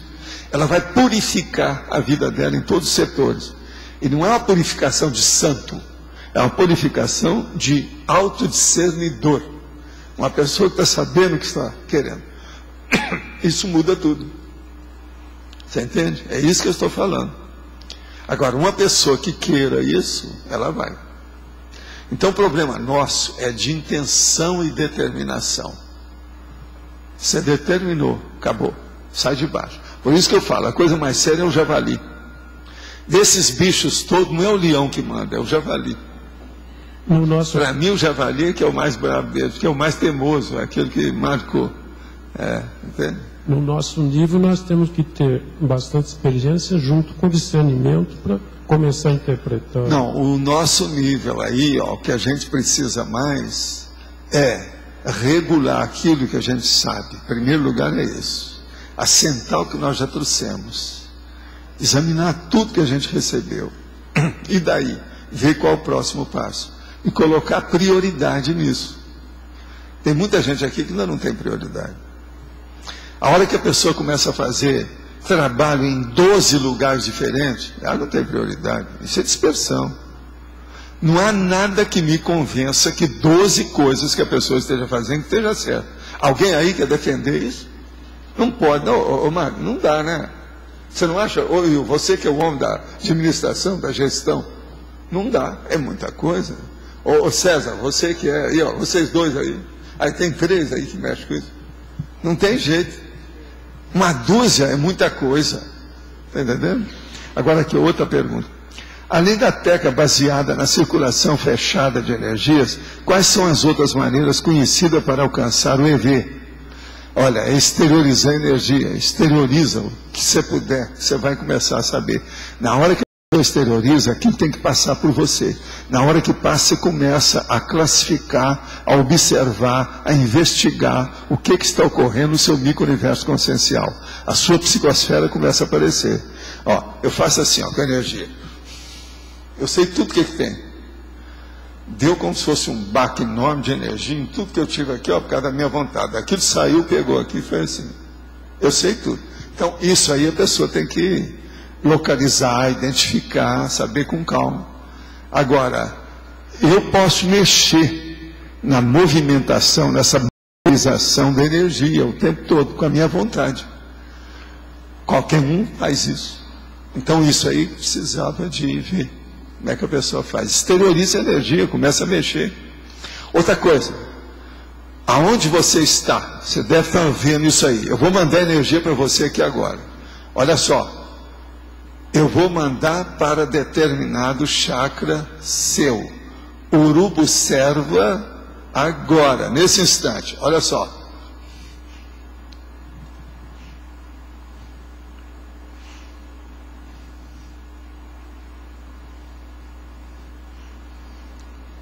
Ele estava querendo que fosse outro chakra. Na hora que está chegando a energia, está como se estivesse puxando para o que ele está querendo. Não é esse, não. Eu mandei e foi para outro. Não adianta. Eu mandei para outro. Mas não vou falar nada. Vocês querem? Eu vou falar para você, talvez. Né? Pronto. Ele não está querendo, não. Ele está querendo um negócio aí. Agora aqui. Fiz o arco voltaico em minha filha de 8 anos e sofri um ataque de uma consciência feminina agressiva e transtornada, querendo que eu me afastasse, parecendo sentir ciúmes e tendo sentimento de posse sobre ela. Pedi que minha esposa fizesse o mesmo, exteriorizando a energia em nossa filha, e ela percebeu o mesmo. Ontem à noite ela ainda estava presente no quarto dela. Tentei um diálogo mental sem sucesso. Como curiosidade, o gato de casa passou a dormir durante o dia no quarto dela, coisa que não fazia antes. Qual a possível tradução parapsíquica desse fato? A primeira coisa é o seguinte, olha aqui. Ele não está aqui, né? Mas o caso aí é o seguinte, ela pode estar com a mãe anterior dela, e essa mãe está precisando de assistência. E o gato lá está sabendo da história e está querendo defender a menininha. A hora que vocês mexeram, levantou a poeira, isso aí é normal. Agora, ó, quando ela aparecer aqui, eu vou fazer um arco voltaico nela para a gente tirar essa senhora. Essa senhora nunca apareceu aqui em casa com ela, não, porque de vez em quando aparece com a menina aí. Eu nunca vi. Quer dizer, então, que isso deve ser recente. Ela deve ter se destacado da baratosfera e apareceu. Tem disso. De vez em quando eles abrem os portões por causa da reurbanização. Me afastei do grupo que participava da Igreja Católica. Estou bem centrada, mas meus pensamentos parecem não desligar. Pessoas ligadas a mim dizem estar rezando, acham que a minha atitude está sendo precipitada. Nesse caso, é ver o suficiente para meus pensamentos e para a incompreensão do grupo? Olha, insista no seu EV, mas insista abençoando todo mundo. Qualquer coisa, dê todo o material da Igreja Católica para eles, ou enterre. Isso aí você vai cortar os laços mais depressa, vai te ajudar. Qual a relação da enxaqueca com o parapsiquismo e outras séries existenciais? Olha, isso varia. Enxaqueca é uma condição complexa. É muito tipo de enxaqueca e condições e razões e causas e etiologia. Isso varia infinito. Precisa ver o que é. Tem enxaqueca composta, mais simples, séria. Tem enxaqueca devido ao processo do ambiente, da luz, devido à oftalmologia. Outros devido ao processo neurológico. Outros devido ao processo de circulação. Isso aí varia infinito. Eu acho que enxaqueca é uma palavra guarda-chuva, quer dizer, é palavra ônibus. Isso significa muita coisa, tem que ver cada caso em particular. É difícil de dizer. Que a cefaleia, né? Ou a hemicrânia, ou a hemicrania, como que diz o cara lá, hemicrânia.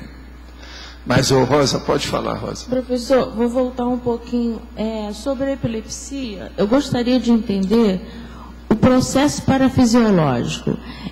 O senhor que vivenciou, né? Normalmente não é parafisiológico, é parapatológico.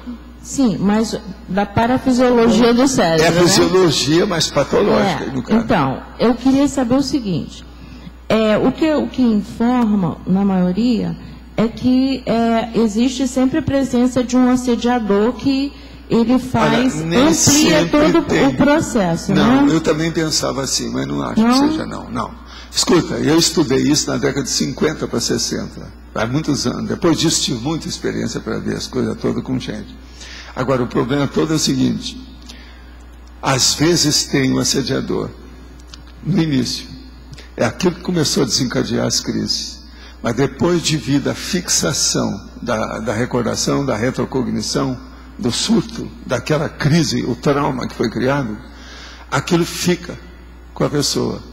Então a pessoa só lembra e pode desencadear o surto. Você está entendendo como é que é? Sim. Desencadear a crise, o ataque. Então isso varia. Agora, em tese, a maioria começa mesmo. E outra coisa também, não fica falando que é o assediador, porque às vezes não é. Pode ser. Às vezes são 3. Pode ser 8, né? Às vezes são 2. Isso varia infinito. Tá. Professor, então, sempre o mecanismo inicial, há um processo de assédio e depois lembranças posteriores, que já não há mais assédio, mas fica a parafisiologia do cérebro prejudicada, não é isso? Aquilo já vem prejudicado. E já vem prejudicado desde o momento... A paragenética está patológica, então ela entra na genética. Sim. Ela predomina sobre a genética. Outras existências, ele vai tendo novos corpos, novo cérebro, e vai trazendo sempre aquela patologia. Né? Mas, quer dizer, na verdade, por exemplo, num corpo recente, ele nem precisa mais ter o assédio, ele já vai rememorar. Ele pode rememorar, mas às vezes essa rememoração, na maioria dos casos que você encontra, não é por causa disso, não. É quando aquela consciência identifica, localiza a pessoa que ressomou. Olha ele aqui. Então aí pronto. Aí o negócio. Aí que piora. Aí piora, velho. Agora eu já vi casos assim de tudo quanto é jeito. É aí que entra aquilo que eu explicava aqui, ó, desde a época da cooperativa, sobre a pusilanimidade. Que a pessoa, a hora que tem esse contato, ela recua, ela fica com medo. E o fator, assim, da própria consciência provocador é a autoculpa, né? Porque, na verdade, ele chama... Autoculpa, mas às vezes não é bem, não, é raiva, é ódio. Também, de ambos. Ou não, é a pessoa que está contra o outro. Eu vi caso desses lá em Uberaba, com o negócio todo que a gente estava fazendo na época, que o cara não perdoava o que ele matou. Ele mataria de novo se precisasse. Tudo do mesmo jeito. Sentindo aquilo tudo. Entendi. Sai dessa. Ele sente a presença energética, né, do outro. De ver a situação. Certos casos desses são horrorosos. Agora veja, é caso da baratrosfera, né? A baratrosfera está cheia disso. Os dramas não são só sofoclianos, são super sofoclianos. O negócio é pior que a gente pensa. Professor, e o processo do bipolar, embora sendo mais amenizado, é também mais ou menos... O bipolar, às vezes, tem isso, porque tem uma predisposição, às vezes. Pode ser familiar ou qualquer coisa nesse sentido. Agora, é mais fácil acertar a bipolaridade. Quando a pessoa vê que ela está entrando, principalmente no processo da depressão, por exemplo, ela teve uma fase eufórica. Quase sempre passa um pouco, ela vai cair para a depressão.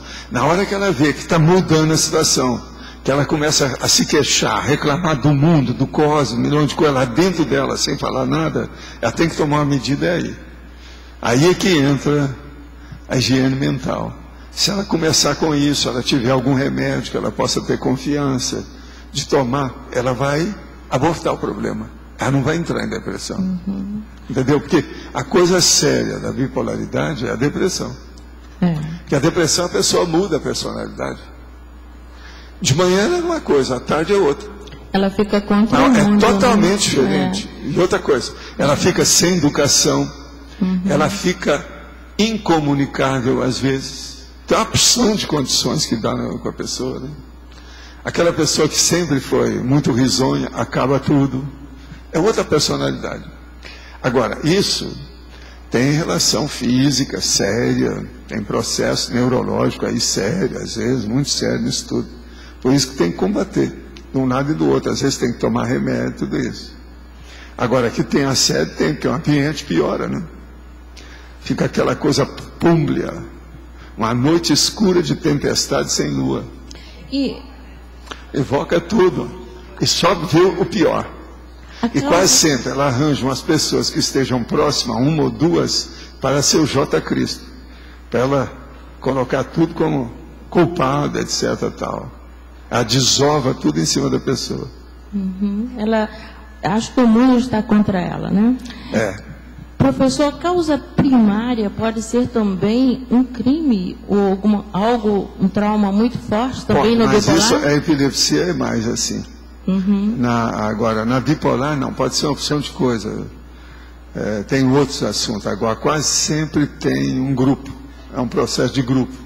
Por isso que a bipolar tem muita coisa de genética, né? Às vezes na família tem vários. Aquilo é o grupo inteiro que está assim. Agora, a gente vê que os assediadores de um é o mesmo do outro, é o mesmo do outro, são os mesmos, é a mesma equipe. Às vezes, se consertando um, todos os outros vão ser beneficiados. Está como é que é? Entendi. Aí varia. Obrigada, professor. Professor, aqui no ar, aqui em cima. No caso da epilepsia aí, se a pessoa ela já está conseguindo controlar os seus surtos, né? Isso quer dizer que ela já está se curando na paragenética dela? Quer dizer, há possibilidade dela não levar essa doença para uma próxima vida? Se ela curar totalmente, ela não leva, não. Agora depende dela. E outra coisa, precisa de ver se não tem mais trauma, né? Uhum. Que às vezes foi só alguns que descobriram. Às vezes tem outros. O rápido é maior. A gente nunca sabe. Agora o ideal é a pessoa mesmo descobrir os traumas, né? O ideal é a pessoa fazer a autoconfrontação de tudo, né? Tá. Ela estudar. É o que eu chamo autoconscienciometria, autoconsciência terapia. Ela vê, ela examinar por si. Agora, na questão da bipolaridade, o conserto mais rápido da bipolaridade feito pela pessoa funciona muito mais. Não dá para comparar com nada. A pessoa, se ela tiver condição, confiança nisso, ela muda tudo. Que é muita coisa do micro-universo consciencial, daquilo que a pessoa pensa. Se ela melhora a higiene mental, ela vai melhorar demais aquilo ali. Porque, gente, a pessoa, o problema dela é o seguinte, ela vê que ela está errada, mas ela não tem força de superar. Por exemplo, ela está com a cara pior do mundo, não tem jeito dela dar um sorriso. Ela não tem força para arranjar um sorriso. Vocês estão entendendo? Não. Hoje eles já estão entendendo isso bem, já estão até falando, já tem revista. Esses dias saiu aí uma reportagem sobre bipolaridade. E, pois é, super interessante. Lá está falando mesmo que a pessoa sabe que está errada, mas ela não consegue superar. Então, tem que conseguir. Agora, para isso, tem que ver a hora que vai dar o surto. Tem que começar no início, no princípio do começo. Do ataque, da crise, na hora que ela está sucumbindo, é que não pode entrar ali no abismo. E às vezes ela entra, a hora que entra vai tirar um problema, às vezes ela vai passar 2, 3 semanas daquele jeito. Agora a pessoa mesmo tem dificuldade, né? Nesse caso, como é que a gente poderia ajudar? Exteriorizar energia? Exteriorizar energia, mas isso não resolve não, porque às vezes ela não quer saber de nada. Tem que conversar com ela quando ela estiver acessível. É no meio termo, entre uma crise e outra. Entendi. E outra coisa, nem quando ela estiver eufórica não serve para falar. Tem que ser entre a euforia e a depressão. Se não estiver normal, né? Mais ou menos normal, né? Não precisa ser totalmente, mas mais ou menos. A hora que ela abençoou você, deve estar na hora de entrar. Entende? Porque isso é uma coisa rara. No caso da epilepsia, assim, quando tem já relação com depressão, a pessoa já se sente mal, triste e tal, quer dizer, já não tem como... Não, a epilepsia tem que examinar bem como é a manifestação.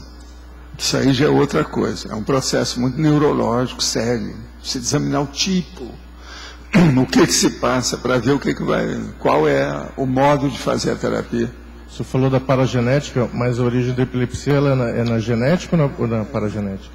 É a paragenética. É na paragenética. Mas ela também pode ter a genética no meio, porque tudo, uma coisa influi na outra. Mas epilepsia, a maioria dos casos sérios, gramal, tudo é coisa do passado. Entendi. Pode saber que tem assédio bravo, tragédia violenta por trás, está tudo ali atrás. Isso não tem jeito. Está vendo? Agora, precisa de ver a pessoa como vai. Porque às vezes a pessoa tem as crises epiléticas mais suaves. Ninguém nem fica sabendo que a pessoa teve. Agora, aquela que é grandona mesmo, e às vezes dá até reentrante, que o negócio vem em volta, de vez em quando faz aquela série. Esse aí é que mostra que tem coisa séria. Obrigado. Tá certo? Quem é que está aí com o microfone? Tem alguém por aqui, desse lado? Não, tem ninguém?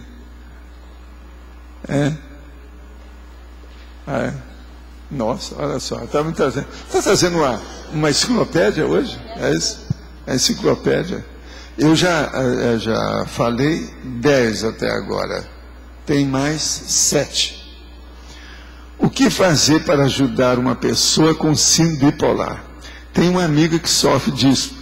Sei que a consciência terapia seria excelente, mas não encontramos consciência terapeuta tão facilmente. Consciência terapeuta, cadê vocês? De modo que o negócio está aí, né? Olha, bipolar, a primeira coisa é o seguinte: procura conversar com a pessoa para ela dominar a própria situação, fazendo higiene mental. Ela vê quando é que ela vai entrar na questão do surto de depressão. Que ela vê que as coisas começam a piorar. A pessoa sabe na hora que está começando. Ela vê que ela está mudando. Às vezes já amanhece já com o pé esquerdo, esquisitinha. Então é aí que tem que tomar providência. É assim que melhora. Tem que conversar isso com a pessoa. O mais é muita paciência e caldo de galinha. Quando eu estava jogando capoeira, assim que eu toquei a mão de um colega para entrar na roda, tudo ficou branco, de modo que eu não via mais nada em volta, só ele na minha frente. Quando acontece isso, o que devo fazer? Pois na hora eu fiquei julgando com ele, e depois de uns 3 minutos tudo voltou ao normal. Olha, se de ver se isso aí não é ectoplasmia, esse negócio ficar tudo branco, se de observar se não é efeito físico. Se de ver o resultado disso, como é que foi, se você não teve nenhum problema, se isso pode ter te ajudado, o que acontece. Mas olha, mexeu com processos psicomotrizes e está vendo coisa branca, abre o olho. Durante a TENEPS tenho percebido aumento da descoincidência e a sensação de outras consciências na minha psicosfera, além do amparador. Não sei se a conclusão está certa, mas ainda estou avaliando. Sentimento de agonia e algumas vezes vontade que a TENEPS acabe logo.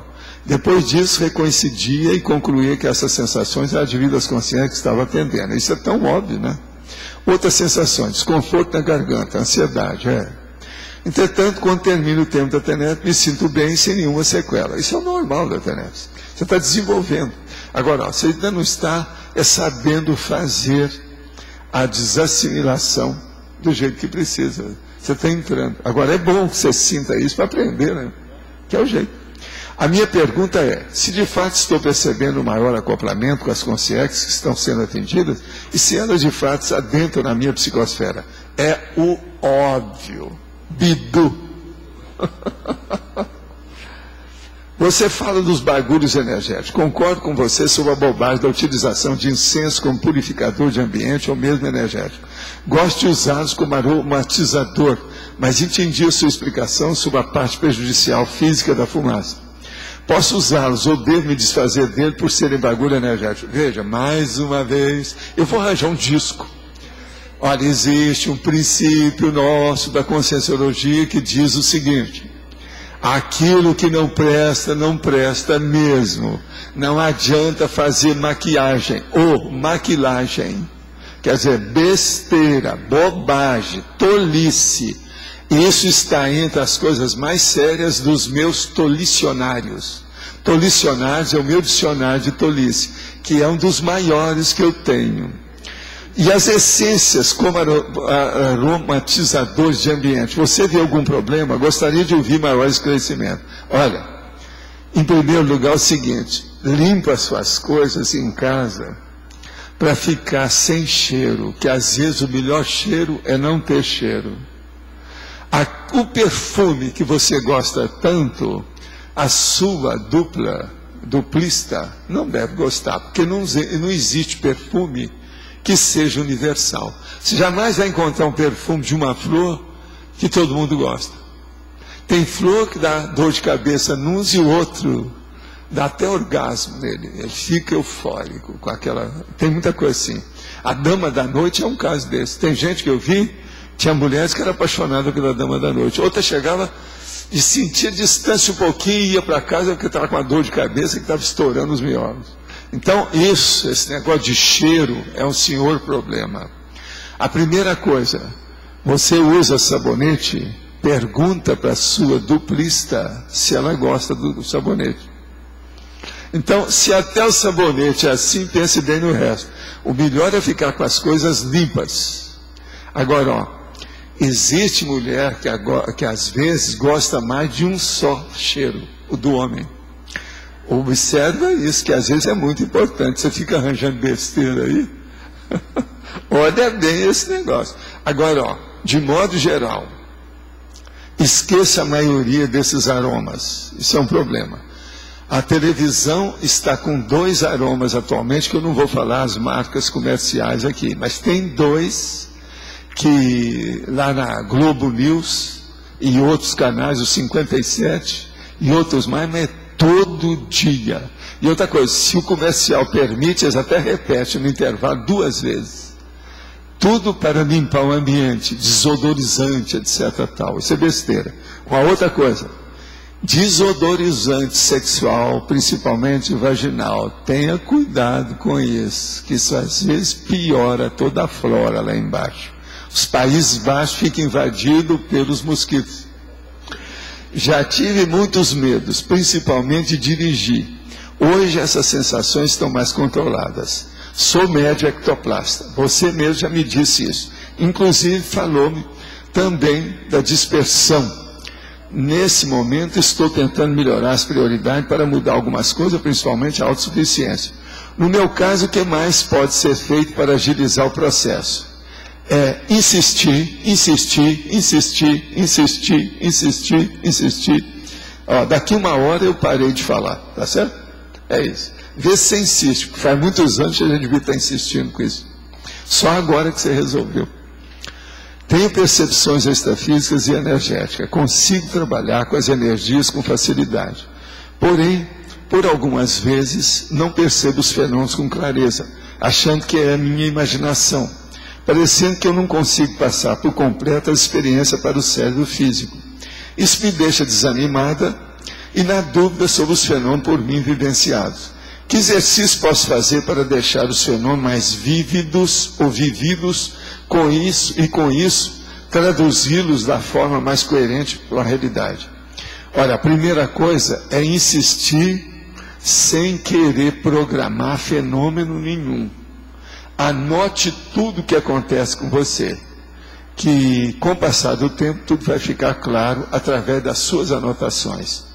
Faça apontamento, registre tudo, o caminho é por aí. E deixe as coisas acontecerem, participa. Agora lembre-se, saiba fazer cada vez mais bem feito a desassimilação energética simpática. Consciências assediadoras podem usar cachorros que passeiam com donos sem coleira para atacar sua vista? É lógico. O que tem de cachorro assediado não está no gibi. Sofro de TPM e os sintomas são parecidos com o do bipolar. O que posso fazer para resolver esse problema?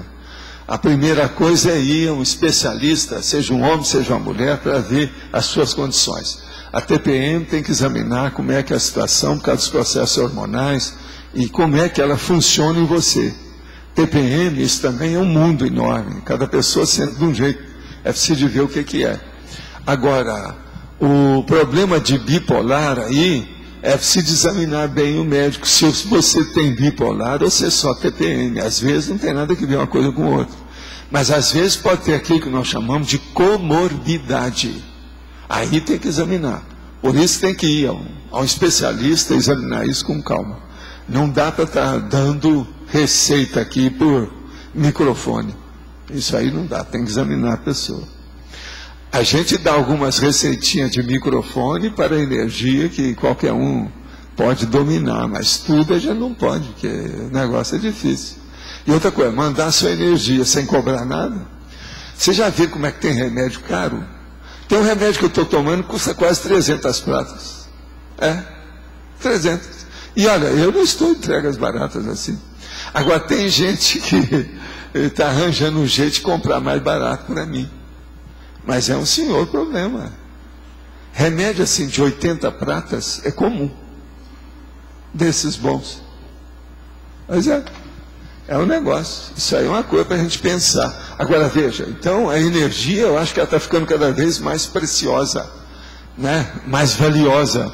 Que a gente não está cobrando nada, né? Você também não paga nada, isso é o máximo. O senhor comentou em tertúlia sobre não pedir justiça com tacape na mão. Como saber se devemos ou não processar alguém? Caso não processar, podemos ser coniventes com o erro alheio? Pois é, examine isso. Por exemplo, você vai estabelecer um processo que diz respeito só à sua pessoa ou diz respeito a outras pessoas? Você vai estabelecer uma coisa que isso já aconteceu com várias. Ninguém tomou providência, o negócio está continuando. Observa. Às vezes vale a pena fazer alguma coisa agora. Segundo, você tem totalmente infraestrutura para sustentar um problema de tribunal, que isso não é fácil.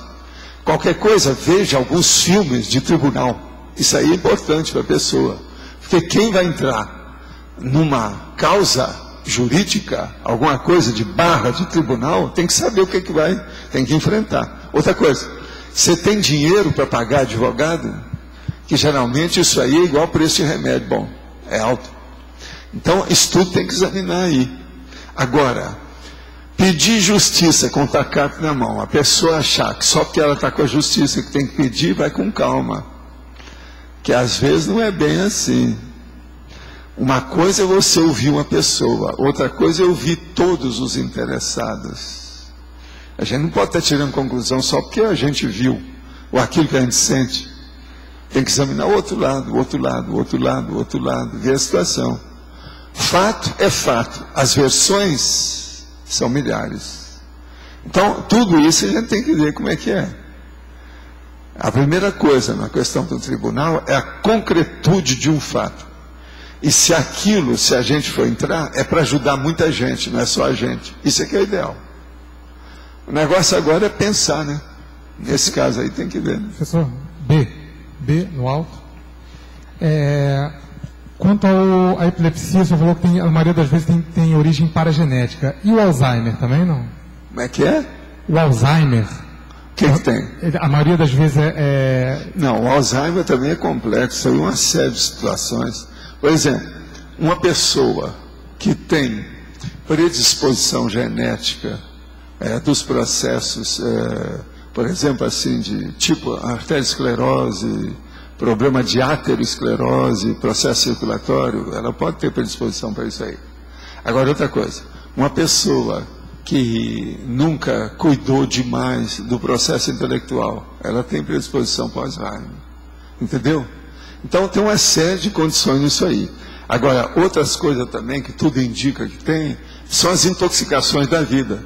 Intoxicação pelo fumo, pelo que bebe, pelo que come, essas coisas todas que tem no ar, etc. Tal, tudo isso aí parece que está influindo também no Alzheimer. Esse homem até, o médico aí de Vilcabamba, lá que foi lá, ele mesmo estava examinando isso. Então, um lugar mais limpo é melhor do que um lugar poluído. Então, as pessoas que ficam no lugar mais poluído, elas têm mais facilidade de alcançar os processos de Alzheimer. Que ela fica mais intoxicada, mais poluição. Eu tenho a impressão que também tem uma predisposição, algumas pessoas que são muito rígidas durante a vida, tem uma predisposição. Tem predisposição. É por isso que a gente está falando. Uma pessoa que não trabalhou muito o processo intelectual, ela tem mais predisposição do que outra que trabalhou. Se você, por exemplo, sempre cuidou demais da sua memória, a sua memória vai ficar melhor, mais tempo. Isso é a regra. Então o Alzheimer é mais difícil de chegar. Agora, se na família da pessoa tem um monte de gente que chega numa certa idade, todo mundo fica com demência, a tendência da pessoa vai ficar, por causa do processo genético aí. Aí é um problema totalmente da neurociência pura. A patologia mesmo, psiquiátrica, mas da neurociência, neurológica. Isso varia, né? Mas de modo geral é assim. Agora, Alzheimer tem umas coisas, a pessoa começa a ver o que é que tem logo de início. Hoje já tem alguns recursos que estão usando que já está começando a melhorar. Até há pouco tempo não tinha saída nenhuma, agora já está começando a ter alguma terapia. Mas é preciso de alcançar isso logo que começa, que a pessoa começou a alterar. Entendeu? Observa bem quando a pessoa, às vezes, um dia desconheceu a outra, não está conhecendo, esqueceu certas coisas e começou a falar repetido as mesmas coisas, sendo que aquilo não é o normal dela. Vocês podem olhar. Observa meu jeito aqui, ó, se eu um dia ficar com algum sinal de Alzheimer, você me fala antes, porque assim a minha turma aí vai tratar de mim na hora. Vocês observam, porque geralmente a pessoa não observa, tem que ser de fora. Tá certo? Eu sou um cara que repito muitas coisas aqui, né, Kátia? Preciso você ficar de olho. Não, você lembra que eu vivia falando isso aqui também lá no Rio, né? Observa que eu sou um cara careca de cabelo branco. Sabe lá se eu não estou com arteriosclerose? Fico falando essas coisas aqui. Vocês têm que me criticar, observar o que eu estou falando. Fazer a refutação, analisar tudo que eu digo. A vida é assim. Vamos. Sim. Tá. Aí. No caso do bipolar, uma coisa é quando vai tendo a aura. Outra coisa é quando a pessoa dorme de um jeito e acorda do outro. Sim. É de 0 a 1000. O que é que pode ter ocorrido intoxicação. à noite? A pessoa às vezes não fez cocô, está com constipação intestinal, é uma opção de coisa. Mas foi à noite. Problema hepático. Então, ela ficou na hora que ela, às vezes no outro dia já muda. São os hormônios, os humores, os processos todo do corpo. Tem uma opção de coisa que influi nisso. Aquilo vai para o sistema nervoso. E aí a pessoa muda o humor. Extrafisicamente não pode ter ocorrido nada? Pode, mas a maioria não é não, viu? Eu já vi casos que é o seguinte, você limpou tudo, tá só a pessoa, um alto assédio violento, dentro da predisposição fisiológica, orgânica, genética da pessoa, total. Não tem nada.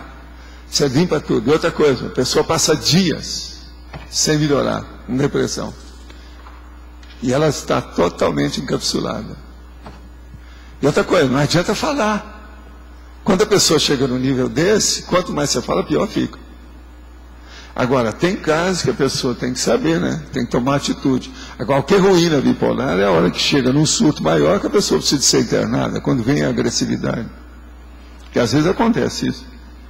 Se chega a agressividade física, o processo psicomotriz, cerebelar, aí piora tudo. Aí o jeito é internar. Agora, a coisa séria da bipolar é examinar o tempo todo, para saber como é que é.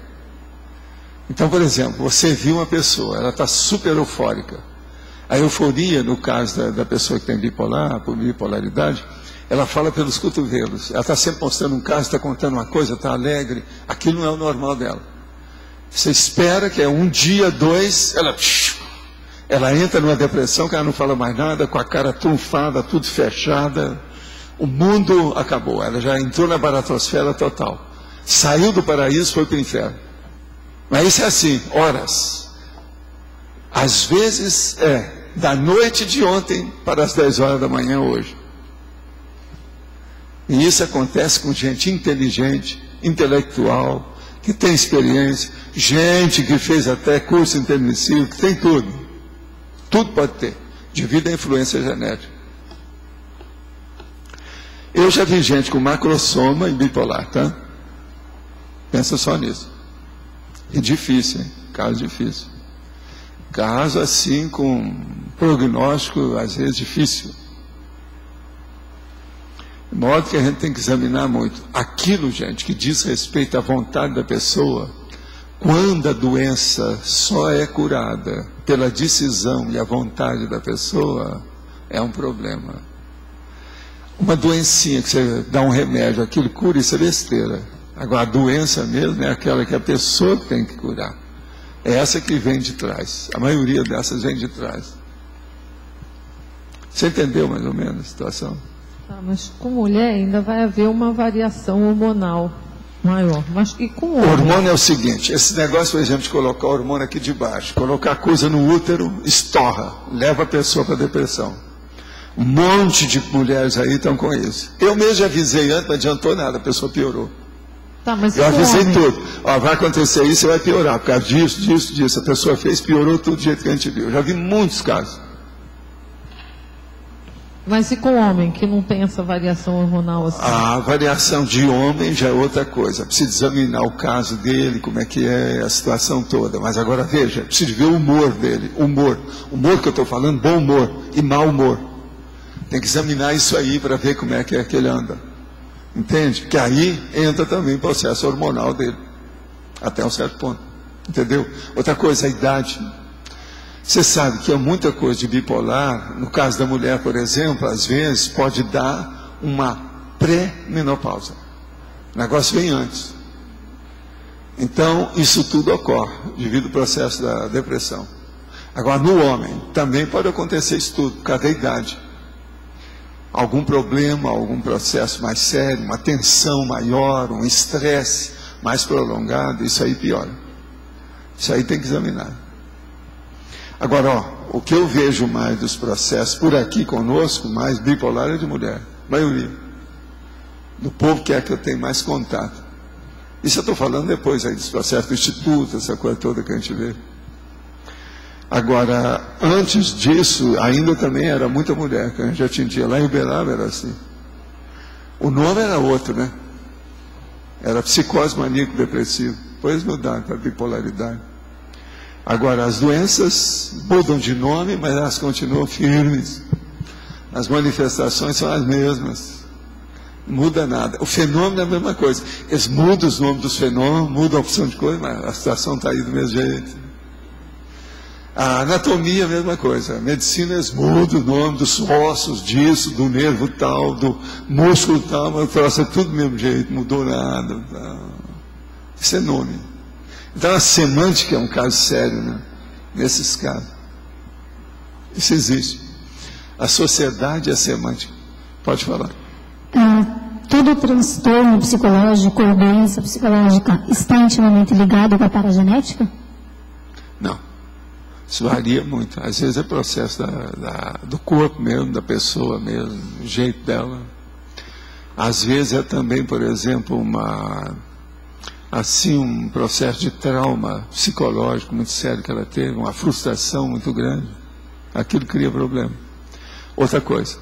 As pessoas fazem isso que o povo chama aí na psicologia de somatização. Ela arranja uma coisa aqui de fora e coloca no corpo. Isso é auto-vitimização, né? Tem muita gente que faz isso e auto-vitimiza, tem muita bobagem. Então isso tudo é da própria pessoa. Outra coisa. Autoassédio é o maior assédio. Sem ele não há assédio. Aqui, de pessoa. Primeiro é o autoassédio, é o da consigo para consigo mesma. É isso que predispõe entrar uma consciex, ou a mesma uma outra consim, que existe assediador intrafísico, você sabe como é que é, em cima da pessoa. Há casais aí que você nota direitinho, né? Um assediando o outro. E outra coisa, eles até que vivem bem, as turras, mas vivem. Quer dizer, existe isso. De modo que o processo de autoassédio é a base para a gente entender a interassedialidade, entende? Tudo começa com a própria pessoa e aquilo que ela faz. Esse é o caminho sério. Agora, lembrando que é o processo da interassedialidade é que é a maior doença que tem na humanidade. E que essa doença vai aumentar ainda durante uma boa temporada devido às consciências urbanizadas que estão renascendo agora. Isso então vai chamar a atenção. Se você quiser ver, tem um livro meu que chama Homo Sapiens Reurbanizado. Tem 100 tipos de consciências reurbanizadas. Ali a pessoa pode ver como é que é. E às vezes com detalhes. E outra coisa, uma boa parte mostrando o que é. E para aqueles que são muito assim belicosos, que gostam de militarismo, existe um que eu fiz que é Homo Sapiens Pacíficos. Tem 100 com os béis, que é a consciência belicista. E outra coisa, tem um monte de fonte bibliográfica. Se a pessoa quiser, é só pegar que ela vai ver ali. Tem quase 10 mil fontes, para a pessoa ver a realidade, tudo baseado em fatos. Como disse um amigo meu, que o que está lá perturba a pessoa na hora que vai ler, que o problema tem tanto detalhe da situação e o processo patológico está tão brabo que... É tanto que eu falo, esse meu livro chama Homo Sapiens Pacífico, esse segundo. Só deve ler quem quer a paz. Você está entendendo? Isso é uma boa, a pessoa vai aprender mais. Mas quem precisa mais é quem não gosta da paz. Esse então, ele engole o livro, passa por cima, dá um jeito. Mas o negócio é ponderar os fatos que estão ali. Isso aí pode ajudar. Gente, eu vou passar para vocês, está na hora, né? Obrigada. As pontuações da tertúlia de hoje foram 21 votos online, 19 perguntas respondidas online, 17 perguntas presenciais, 88 assinaturas no livro de presenças e 21 praticantes da técnica da Invexis. Hoje vamos ter 4 recados: César e Leonardo, Expo Conscienciologia; Neide, Reaprendência; Antônio, Revista Consciência; Marco Antônio, OIC. Os verbetes para a eleição de hoje: autocorreção, campo de coexistência, categoria de consciência, coerção social, conhecimento conscienciológico, cultura conscienciocêntrica, diversificação holopensênica, domínio cognitivo, fonte cognitiva, inspirador humano, omnileitura, parapercepção patológica, tema homeostático, tema neutro, tema nosográfico.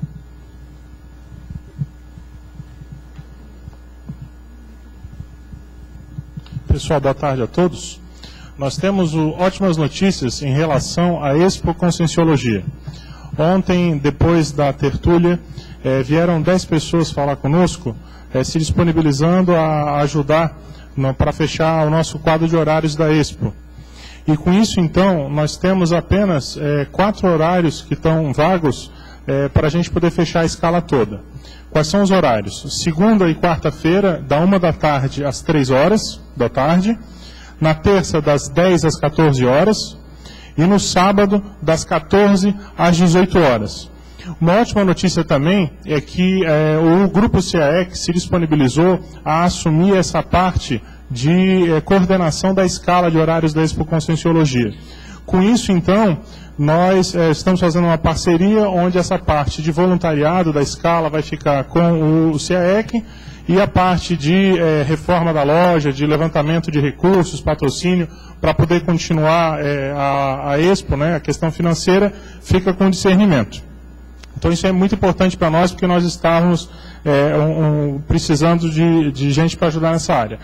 Agora, independente da gente estar fechando a escala, independente de estar fechando a escala, nós temos a necessidade de ter pessoas de sobreaviso, para não sobrecarregar as pessoas que estão assumindo os horários, né? Então, se alguém aqui tiver disponibilidade de ficar de sobreaviso, para que na falta de um voluntário a pessoa assuma naquele dia, melhor.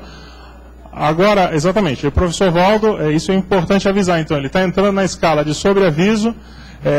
Prontamente ontem tiveram várias pessoas, eu queria deixar registrado que choveu e-mail para mim, telefonemas, pessoal dizendo que estava se disponibilizando, e o fato então é que o professor Valdo, então, nessa sexta-feira, ele está na escala de sobreaviso. Então nós já vamos ter voluntário lá suprindo. Tá? Então é isso aí, gente. Desculpa o mau jeito, agradeço a atenção e vamos caminhar com a Expo para reformar e renovar o espaço. Como é que é? Ah, sim, tá, já vamos provavelmente, professor Valdo, fechar no início de março agora, na primeira semana, um pouquinho antes, o mês de março inteiro fica fechado, abrimos no final de março, tá bom? Obrigado, gente. Leonardo levantando. Você quer falar, Leonardo? Sim, o professor Valdo está liberado, ok? Tá bem claro. Boa tarde, pessoal.